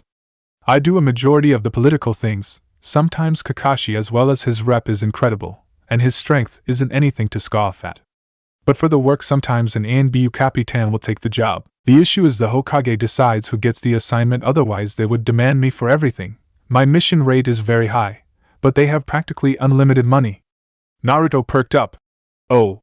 What would my mission rate be? He asked. He wasn't exactly well off financially. He's only been on 10 missions and 9 of which were D rank. I'm sure it is gonna be higher than Kakashi's, so likely 2 million minimum. Jiraiya said with a wave. Mine is 10. He said with a grin, to which Naruto laughed back. Naruto suddenly stops and turns to Jiraiya with a curious expression. By the way, are we just let those guys follow us the whole time, or should we do something about it? He asked while pointing a thumb to the forest behind them where he knew they were being followed. Jiraiya shrugged. They're here for you, you take care of them. I was hoping they'd have the guts to start the fight. In the next moment, 6 ninja with no headband arrived in front of them with a body flicker. Naruto looked at all of them closely. There wasn't a common elemental affinity among them that would give away a village affiliation, nor were there really any visual cues. All of them had very little defining standout features. Okay, I give. Where are all of you from? Called Naruto with a tilted head. Jiraiya took a few steps back. They're unaffiliated scouts. They want to get a feel for you. This means that every lord and kage now know of you and wants to see if you live up to the hype. After all, S-class win wars. Naruto stepped forward while cracking his knuckles. Got it. Now I want all of you to give it your all. Don't make this boring. He shouted before blitzing forward and kicking the one in his center. To the ninja's credit, he managed to raise his guard, but Naruto felt both arms break from the kick. Naruto's eyes glowed and he blurred past the ninja he kicked to get behind him and swept his legs from out under him and rained down punches with ruthless force. Once the ninja was completely broken, he stood back up and turned to the rest. The 5 were silently watching. I would recommend you come at me together. Naruto didn't wait and rushed another. This time the ninja he was attacking was supported by 2 more who came at him with tantos. Naruto pulled the ninja in the middle who had his guard raised with earth nature chakra to protect him. Naruto grabbed him and threw him at the ninja on his right, sending them tumbling away. Then he leaned away from the slash and ducked under the follow-up attack. Naruto sent a knife hand to the ninja's open side, breaking the ribs. Naruto was forced to block an incoming kick from the 5th remaining ninja and with lightning speed grabbed the foot and tossed him into the ground. Naruto was about to finish him off when the 2 he sent tumbling away shot forward to attack, one with a tanto, the other with a fist glowing with lighting natured chakra. The one with the tanto was channeling wind chakra, so Naruto knew not to touch it, otherwise he'd lose a finger or hand. With that in mind, he avoided the tanto with swaying movements and waited for his opportunity. The second ninja with the lightning fist attacked after he swayed back, and Naruto grinned savagely at the mistake. He grabbed the incoming attack by the wrist and pushed it in the way of the wind blade, causing an explosion from the elements clashing. Naruto saw lightning fist lose his hand and moved to finish him. Naruto jumped and kicked him in the chest, sending him back, then warped behind the ninja and slammed a full-force punch to his back, cracking and breaking all him bones in his torso. The ninja with the tanto had his blade ruined and he moved to attack in hand-to-hand. Naruto parried a punch and hit him with 6 punches to various places around his body, then finished with a spinning kick to his neck, sending him tumbling away out of the fight. The remaining 2, one with the broken ribs and the other who he threw into the ground, were on guard next to each other. Naruto noticed that the one with the tanto pulled another out to dual-wield the blades. Naruto shot forward and made it look as if he was going after the unarmed one, but attacked both, the one with the tanto with a kick and the unarmed one with an elbow. The bladed ninja tried to slash him while the other tried to punch him, but Naruto parried the punch and grabbed the wrist holding the blade. He pulled the wrist forward and kneed him in the face, rattling his skull and shattering his nose. The last one knew he was outmatched and took out a roll of explosive notes and rushed him. Naruto grinned and coated his hand with chakra as he grabbed the roll of notes and flooded the paper with so much chakra it destabilized the seals, causing them to catch fire rather than explode. Naruto then leg swept the ninja and followed up with a hammer arm to smash him into the ground, creating a crater in the earth from the force. Naruto wiped his hands off as he looked at the 6 down ninja. That was fun, now go! Tell everyone of my amazing power. I'll happily beat any of you into the ground again. Laughed Naruto. He watched as they managed to pull themselves up and drag each other away into the forests. Jiraiya stepped up with a thoughtful expression. That was different than your usual boasting. More calculated. Naruto nodded. After the invasion and the old man, we need a new boogeyman to deter foolishness from our rivals. I took them down without ninjutsu as a statement of strength. I do still plan to be Hokage after all. Jiraiya nodded. Smart. Though you should settle for 6th Hokage, as you're too valuable to be relegated to the job now. That's actually the reason we're rushing to get Tsunade as well. She is perfect for the job, strength and reputation in spades, and we won't lose any manpower as she hasn't been active in decades. Naruto's face gave nothing away as he acknowledged what Jiraiya was saying. He didn't want to voice that he wasn't exactly a fan of someone who ran from her duties becoming Hokage. He'd have to test her when they met. Gotcha. said Naruto as they continued their walk. Chapter 3. Tanzuka-gai. One of the 4 major cities in the Land of Fire. There were many attractions, and centermost was the entertainment district, which held more gambling houses than anywhere else in the country. Naruto and Jiraiya walked through the bustling nightlife of Tanzuka-gai with curious eyes as they looked around. Well, Naruto was curious. Jiraiya looked like he was back in his old stomping ground. Soft, warm lights from lanterns lit the footpaths, shops and stands were spread out throughout the district's streets. Bars and restaurants were filled with laughing and cheering as the customers were celebrating together for whatever reason. The atmosphere of the city was drastically different than anywhere else in the country. While positive in energy, the Leaf was a hidden village. Even the civilians knew it was primarily a military city with the ninja dictating all the rules. While fun could be had, if the ninja didn't approve or sanction it on some level, it was stopped. The capital was extremely positive, even to civilians with no power and influence finding it a nice place to live. If only because the rules were a bit laxer than the Leaf, as there are no seemingly all-knowing ninja enforcing the laws. The capital was run on pleasure and money, for better or worse. Tanzuka-gai was a happy medium, enforced by a regiment of warriors from the capital as well as patrolling chunin squads. That allowed the streets to be relatively safe from crime, but still have the freedom for entertainment that wouldn't have been strictly permitted in the Leaf. These people are all so happy, thought Naruto with a grin. Jiraiya mentioned that they were approaching Tsunade and had them wait on the outskirts of village until nightfall, as she would be drunk enough to not notice them enter the village.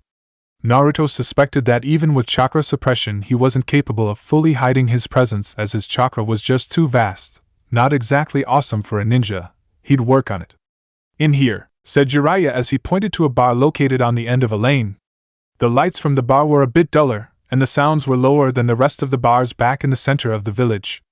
Naruto followed Jiraiya into the bar with a curious look. There were only 2 customers in the bar located at a booth in the corner, one of which stood up as they entered. Jiraiya! Shouted Tsunade after they walked in. Jiraiya smiled. Long time no see, Tsunade. Sheesh, I'm exhausted from all the walking, he said as he moved to join her and Shizen at the booth. Naruto followed behind with his hands in his pockets. I don't know anything about this woman except for what's in the books. I'll let Jiraiya do the talking. They're looking at each other as more than former teammates, he thought with a raised eyebrow.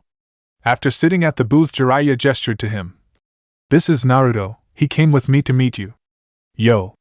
Naruto said with a salute as he accepted food from the waiter, then ordered more. Tsunade barely spared him a glance, but Shizen's eyes widened for a moment before she turned away. Naruto didn't bother looking at her more than a glance. He was too busy being blown away by Tsunade. Her chakra is unlike anything I've ever seen. Every muscle fiber has traces of being enhanced. That's control on a level I didn't think someone could achieve without a bloodline, thought Naruto as he let his 6 eyes take in everything about the woman. I would bet that even without her actively molding chakra to strengthen herself, she's stronger than the average jonin. At her max, I bet she could shatter a mountain. It's crazy that someone so strong is so weak-minded to need a genjutsu to make herself look younger. Jiraiya took a drink from the sake at the table and sighed happily. You've grown even more beautiful, Tsunade. I've missed you, even if you spend so much effort to avoid me, he said with a grin. Surprisingly, Tsunade laughed. Maybe if you tried a bit harder it wouldn't have been 2 years since we've seen each other, she said with a smile. Naruto's eyes widened. Wouldn't have called that. Jiraiya has the hots for this woman. I thought his true love were the ladies at the entertainment district back home. He laughed to himself at the thought. Jiraiya's eyes narrowed. It has been a while, he said with a frown. We'll have to pick up where we left off in the Moon Resort, she replied with a hiccup. I haven't had a good dash. Her eyes narrowed, and she shook her head. Oh God, I am drunk, she said morosely. Jiraiya burst into laughter, confusing Naruto and getting a tired sigh from Shizen. I'll say, we were at that resort nearly 10 years ago, though those were the best times, he said with a melancholic smile on his face. Naruto tilted his head and connected the dots quickly, then burst into laughter, getting the attention of everyone else at the table. You're kidding, Jiraiya? You and her? That's wild. He turned to Tsunade. You must be something to snag this one, he said while pointing to Jiraiya, who was rapidly growing more and more nervous. I mean, there can't be too many out there that would settle for a genjutsu-clad old woman. much less Jiraiya of the Sannin. Somehow Naruto managed to hit every single conversation landmine Tsunade possessed, and he seemed to be even more thrilled as he finished speaking. Shizen pulled her pet pig that was nestled in her arms closer with a worried look while Jiraiya was sweating bullets in his seat. Tsunade glared at him with a thunderous look that even Naruto found a tad bit scary. "Who do you think you are, you little shit?" she shouted, standing to her feet. "Why are you here, Jiraiya? If you wanted to drink, you shouldn't have brought a snot-nosed little punk." Naruto's face softened from the grin he was wearing as he felt a bit of irritation flare from her words. He would normally shut down someone talking like this, but he wasn't in front of a normal ninja, so he'd offer leeway. Honestly, she was still pretty drunk, and he found it pretty funny. Jiraiya sighed. "Honestly, I wish I were here for fun times. I'm here to request you return to the village. Sensei hurt himself bad using that jutsu to deal with Orochimaru during the invasion." Tsunade's eyes hardened. "So that old fossil used that, huh? Never would have thought he still had it in him." She mused cruelly, getting a twitch out of Naruto. "Well, you can stuff it, you've been named 5th Hokage." Jiraiya interrupted. "It's not so simple as blowing me off." Shizen gasped, and Tsunade's eyes widened for a moment before glaring at him fiercely. "You dare! You hunt me down to demand I return to that place, and even worse, you convinced those people to make me Hokage. Me?" Tsunade jumped to her feet. "You can both fuck off!" she shouted while slamming a hand onto the table, cracking it. Naruto stared at the table blankly while Jiraiya finished his saucer of sake. Neither of them all that intimidated. "Too much," she said lowly as she sat back down. "That hellhole took too much from me, and now you want me to die like those fools, like Sensei? That's all the Hokage position is. A chair for a fool to kill themselves at the appropriate time." Naruto clenched his fist. "Fools? Big words from a weak woman like you wallowing in self-pity," he said venomously. "There are many who have lost everything for the leaf and still happily protect it. I had my ticket torn less than an hour after I was born, and you don't see me drowning in alcohol." Tsunade snapped her head to him. "That's enough!" she shouted while jumping back to her feet. Naruto mirrored her actions with a slight glare from behind his glasses. "Think you know everything, twerp? Then let's take this outside," she said with a growl before stomping out of the bar. Jiraiya sighed and tossed the barkeep a roll of money before following her out, Shizen and Naruto right behind him. The two ninjas stood across from each other in the empty road. The bar was far enough from the main street that there were no civilians around to get in the way. "You think your hero worship of the Hokage makes them less of fools? I'll show you just how shallow your thoughts are on the real world," Tsunade said while stretching her arms. Naruto sked. "I'm going to say it right now. Apologize and take back what you've said about the Hokage. And I won't smash you into the ground and drag your old ass back to the leaf," he said with a frown. As he said that, he observed as her chakra purged the alcohol from her system at light speed. "Yeah, sure, you little shit. Tell you what, land a hit on me and I'll acknowledge you as a ninja. Till then you can settle for being the twerp genin with too loud a bark," she taunted with a smirk. Naruto tilted his head. "Twerp genin, huh? I'm the future Hokage of the leaf. I'm too young right now for it, so they're giving it to a useless ninja like you who won't cost us battle power to put in the chair," he responded while limbering up. Tsunade's eyes widened for a moment at his words, then she went back to angry. "Also," started Naruto before shooting forward at his absolute top speed, shocking everyone and slamming a devastating punch into Tsunade's gut, launching her off the street and through a building. "One hit isn't going to be all that tough," he said while dispassionately gazing in the direction she flew. Shizen off to the side leaned over to Jiraiya. "So he's the one I heard about?" "Probably. Tsunade clearly doesn't pay attention to the new developments in the ninja world," Jiraiya said with an amused laugh. She was paying for it now, he thought. A pulse of chakra was felt from the rubble of the building, then green wisps of chakra began rising into the air. Naruto popped his neck as his 6 eyes told him that the rust on Tsunade's abilities were quickly being removed. "Guess we'll see if the legendary fighter is all she's cracked up to be." Rubble was blasted into the air as Tsunade shot to her feet. Chakra was consolidated around her gut, healing the damage inflicted by Naruto. "Healing of that level without physically directing the chakra, you're pretty good," complimented Naruto as he watched it happen with his eyes. He knew that such a thing was beyond him at the moment. Tsunade cracked her neck and limbered up. "Who are you? You're not much older than a fresh graduate," she asked, then turned to Jiraiya. Who is he?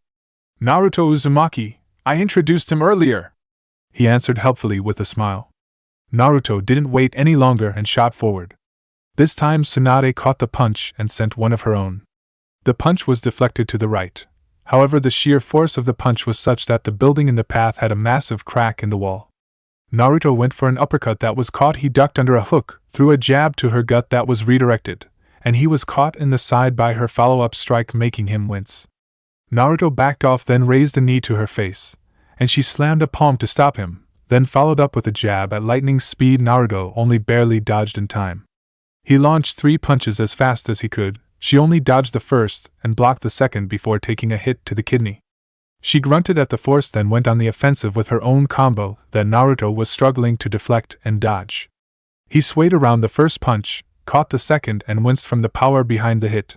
The last was barely ducked under, and he felt his hairs sway from the force. Tsunade didn't let up the pressure. She stomped the ground, which caused a crater to be formed, taking away Naruto's footing that she took advantage of by landing a devastating punch to his stomach, launching him away. Naruto caught himself midair and landed in a crouch, a stream of blood flowing from his mouth. Her raw skill with taijutsu is in a whole other planet than my own. I'm a solid chunin. She could go toe-to-toe with the raikage and skill. What a pain, not to mention her chakra enhancement. Body is better than mine. In hand-to-hand I'll lose. Okay, you're good, Naruto commented as Tsunade rushed forward with flaming green chakra flowing from her fists now. Chakra enhancement jutsu, red, said Naruto while powering up a glowing red orb at the tip of his finger. Before he could fire the jutsu, Jiraiya jumped between them with both hands raised. Let's stop it here. You two will destroy the town if you keep at it. Tsunade immediately stopped while Naruto sighed as he stopped red before it went off. It was about to get good, Jiraiya, Naruto whined. I think she may be a worse matchup for me than Jiraiya. How interesting. I need to get infinity usable. I'm scraping the surface of S, but I'm not there fully yet if this is what type of monsters await me. Tsunade stared at the ground in shock. I didn't think to go that far, she muttered to herself, completely shocked at the boy's ability, and her own lack of thought in getting so serious. She knew he was likely Kushina's son, but to think he was so strong. Jiraiya, let's go, we need to talk, she demanded before stomping off. Shizen sighed as she took in the destroyed environment, then rushed to catch up to her master. Jiraiya watched her leave with a wistful smile. Her breasts are the wonder, but that ass isn't bad either, he said with a smile. Naruto turned to him with a deadpan expression. Yeah, I'm going to bed. Don't pull something, old man. He trailed off, feeling gross for even thinking like that. I'll get a room at an inn. With that, master and student separated for the night, confident that their mission would be over in the coming days, not knowing what was coming. It was nearing noon when Jiraiya and Tsunade decided to sit down to eat together. Both of them caught up after the impromptu fight the night before and were enjoying each other's company. Both of them found solace in one of the only people in the world that has been there for them throughout their whole lives. Jiraiya smiled to himself as he watched his old teammate and lifelong flame eat. There was a time when this was the dream I would die for, he mused wistfully, then got a bit more serious. Tsunade, I hope you know that you're the best person for the job, otherwise I would have never suggested you. Tsunade smiled at first, then glared to the side. We can't just have a meal, huh? Always focused on work. First it was your network that didn't let you settle down, now you won't even let me settle on my own, she said with a downcast expression. I told the kid, and I'll tell you, I don't think I have any more to give the village.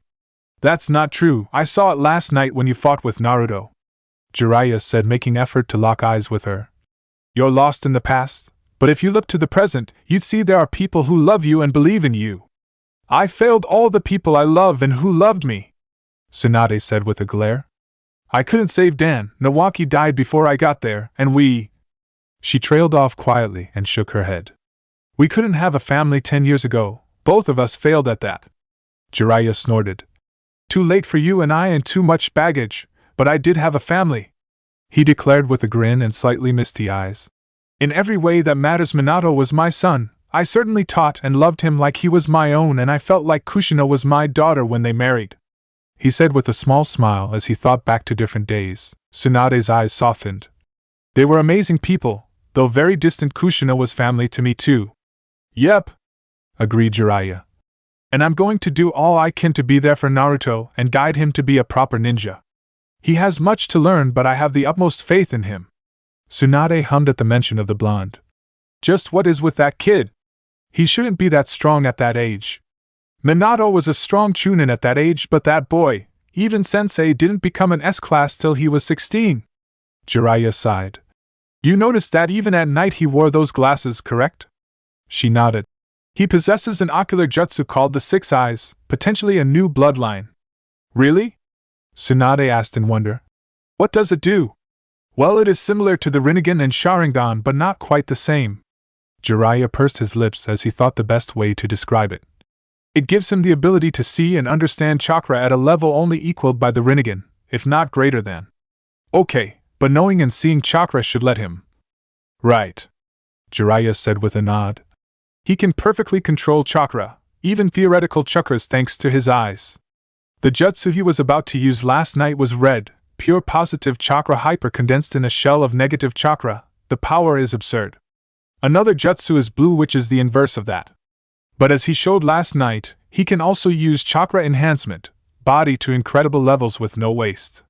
Jiraiya didn't go into the insanity that was infinity. It wasn't done, and it made his head spin at the thought of it. Tsunade frowned as she took in that information.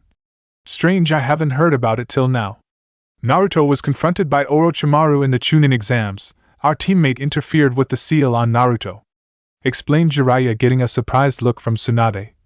Prior to that, Naruto didn't have the 6 eyes and was merely a promising genin. We suspect, Naruto, Sensei and I, that the Nine Tails chakra was affecting his body and he was unable to awaken it until it was separated from him. Tsunade snorted. So Orochimaru inadvertently empowered an enemy? She said with a nasty smirk. What was Naruto like before? Jiraiya smirked. He was pretty much the same, but without the power to back it up, so a knucklehead twerped genin with too loud a bark. Laughed Jiraiya, repeating Tsunade's words back to her, getting a snort from the woman. By the way, I think I may have pulled something last night, commented Jiraiya while stretching, which got an eye roll from Tsunade. I didn't really give you a great impression of me, huh? Asked Naruto uneasily as he and Shizen strolled through the surrounding forests while their respective masters talked. Shizen gave him a side-eye before sighing. No, you did not. But I'm not ignorant to Lady Tsunade's abrasiveness, she reluctantly admitted. Naruto smiled. Not like I was a bully or anything, she was about to smash me into the ground. He laughed. Granted, he could have used some jutsu, but that would have been his loss since they were supposed to go at it via hand-to-hand.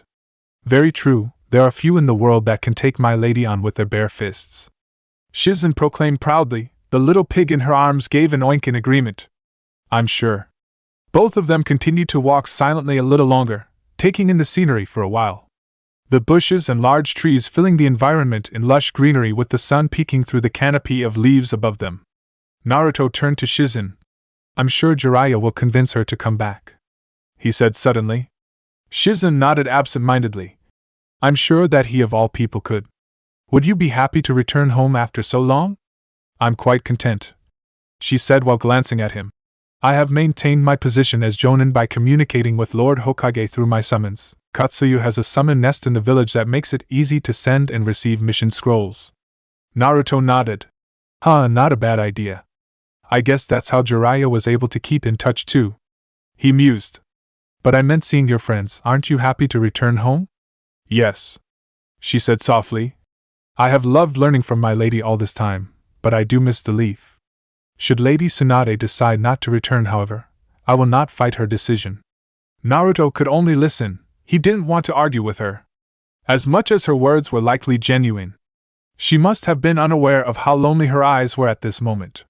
It would seem all this time away had taken a toll on her, and only the love and respect she felt for Tsunade was keeping her silent on the matter. A growl and a blur of motion appeared in Shizen's blind spot. Naruto only barely caught it in time to move in front of her and catch the incoming kunai slash. As he took in the appearance of the ninja, adorned with a sound village headband, and he sensed the chakra of nearly 3 dozen more surrounding them. Shizen, please stay back. There are a lot of them, Naruto said while gripping the wrist of the ninja in front of him. I'll deal with this trash. In a blur of motion, no one could see Naruto's free arm lashed out with a palm strike to the chest of the ninja in front of him. It was a slight delay before the ninja coughed up a large glob of blood and fell to the ground, dying if not dead. It was then that the rest of the ninja became visible to the two-leaf ninja. Naruto whistled as he took off his glasses. Who would have thought Orochimaru still had this many followers after that failed invasion? He laughed. Shizen glanced at him in shock. He was far too calm when they were outnumbered this badly.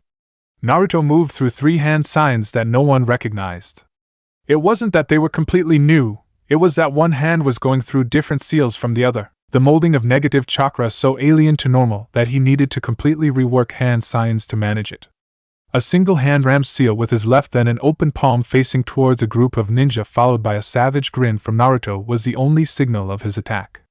There was a pulse of chakra nearly invisible between the 6 ninjas. Then they were all pulled together with such force their bodies were crushed into paste. The aftermath of the jutsu left a 5-diameter circle of empty space, no leaves, tree limbs, or even blood and body parts.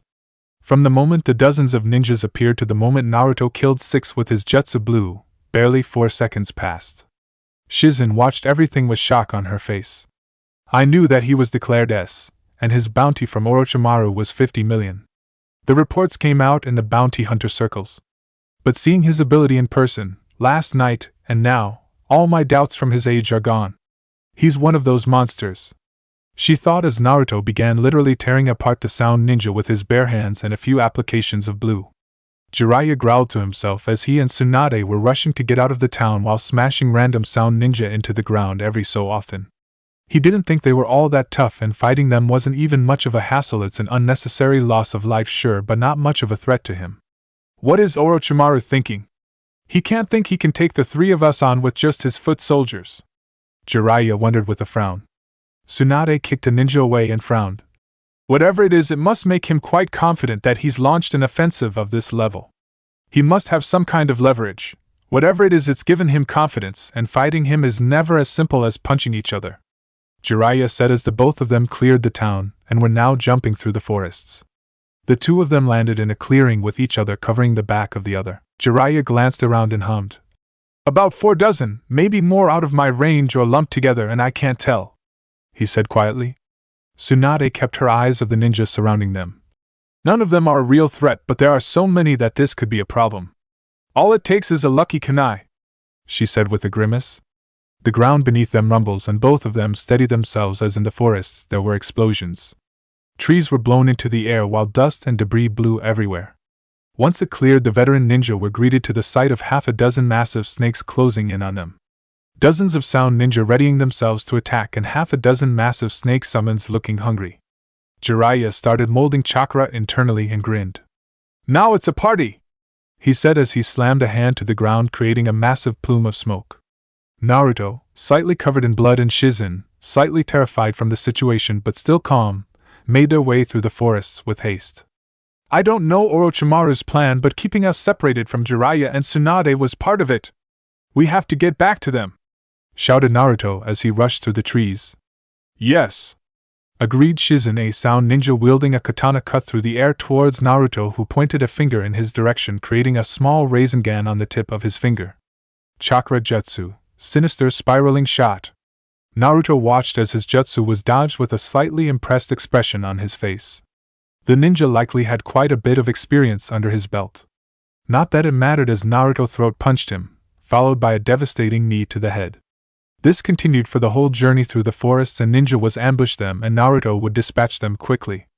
That was until Naruto and Shizen were forced to stop as the sight in front of them filled them with unease. There were about a dozen ninja in front of them. The numbers weren't what was shocking. No, it was the fact that their chakra was corrupted and changing their bodies.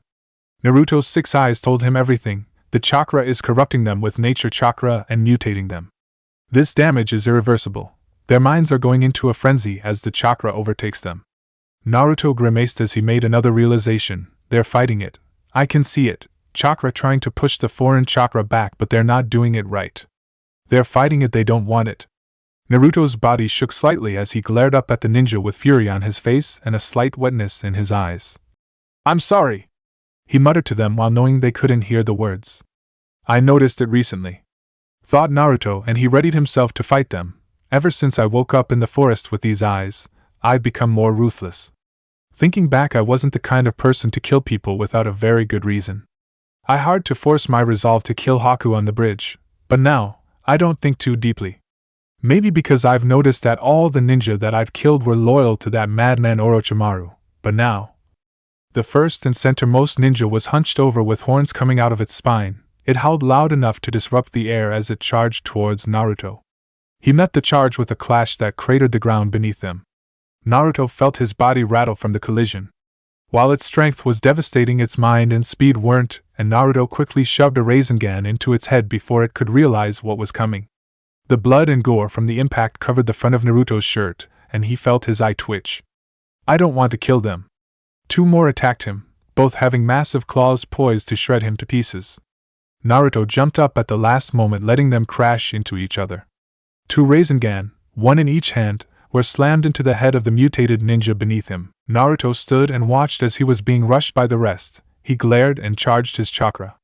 In front of his right hand, a swirling malevolent ball of red energy burst into existence. But they want me to, and I have to. Chakra enhancement jutsu, red, he said before releasing a cataclysmic shockwave that tore the forests asunder. Trees in the jutsu's path were torn from the ground and swept the incoming ninja in the shockwave. Naruto could only watch dispassionately before rushing into action. Jiraiya heel slammed a sound ninja with monstrous mutations taking over its body. Its head cratered into the ground, instantly dead. He absorbed a tackle and parried the momentum into the ground and slammed a Rasengan into its body, killing it. What a pain, Jiraiya thought as another ninja approached him.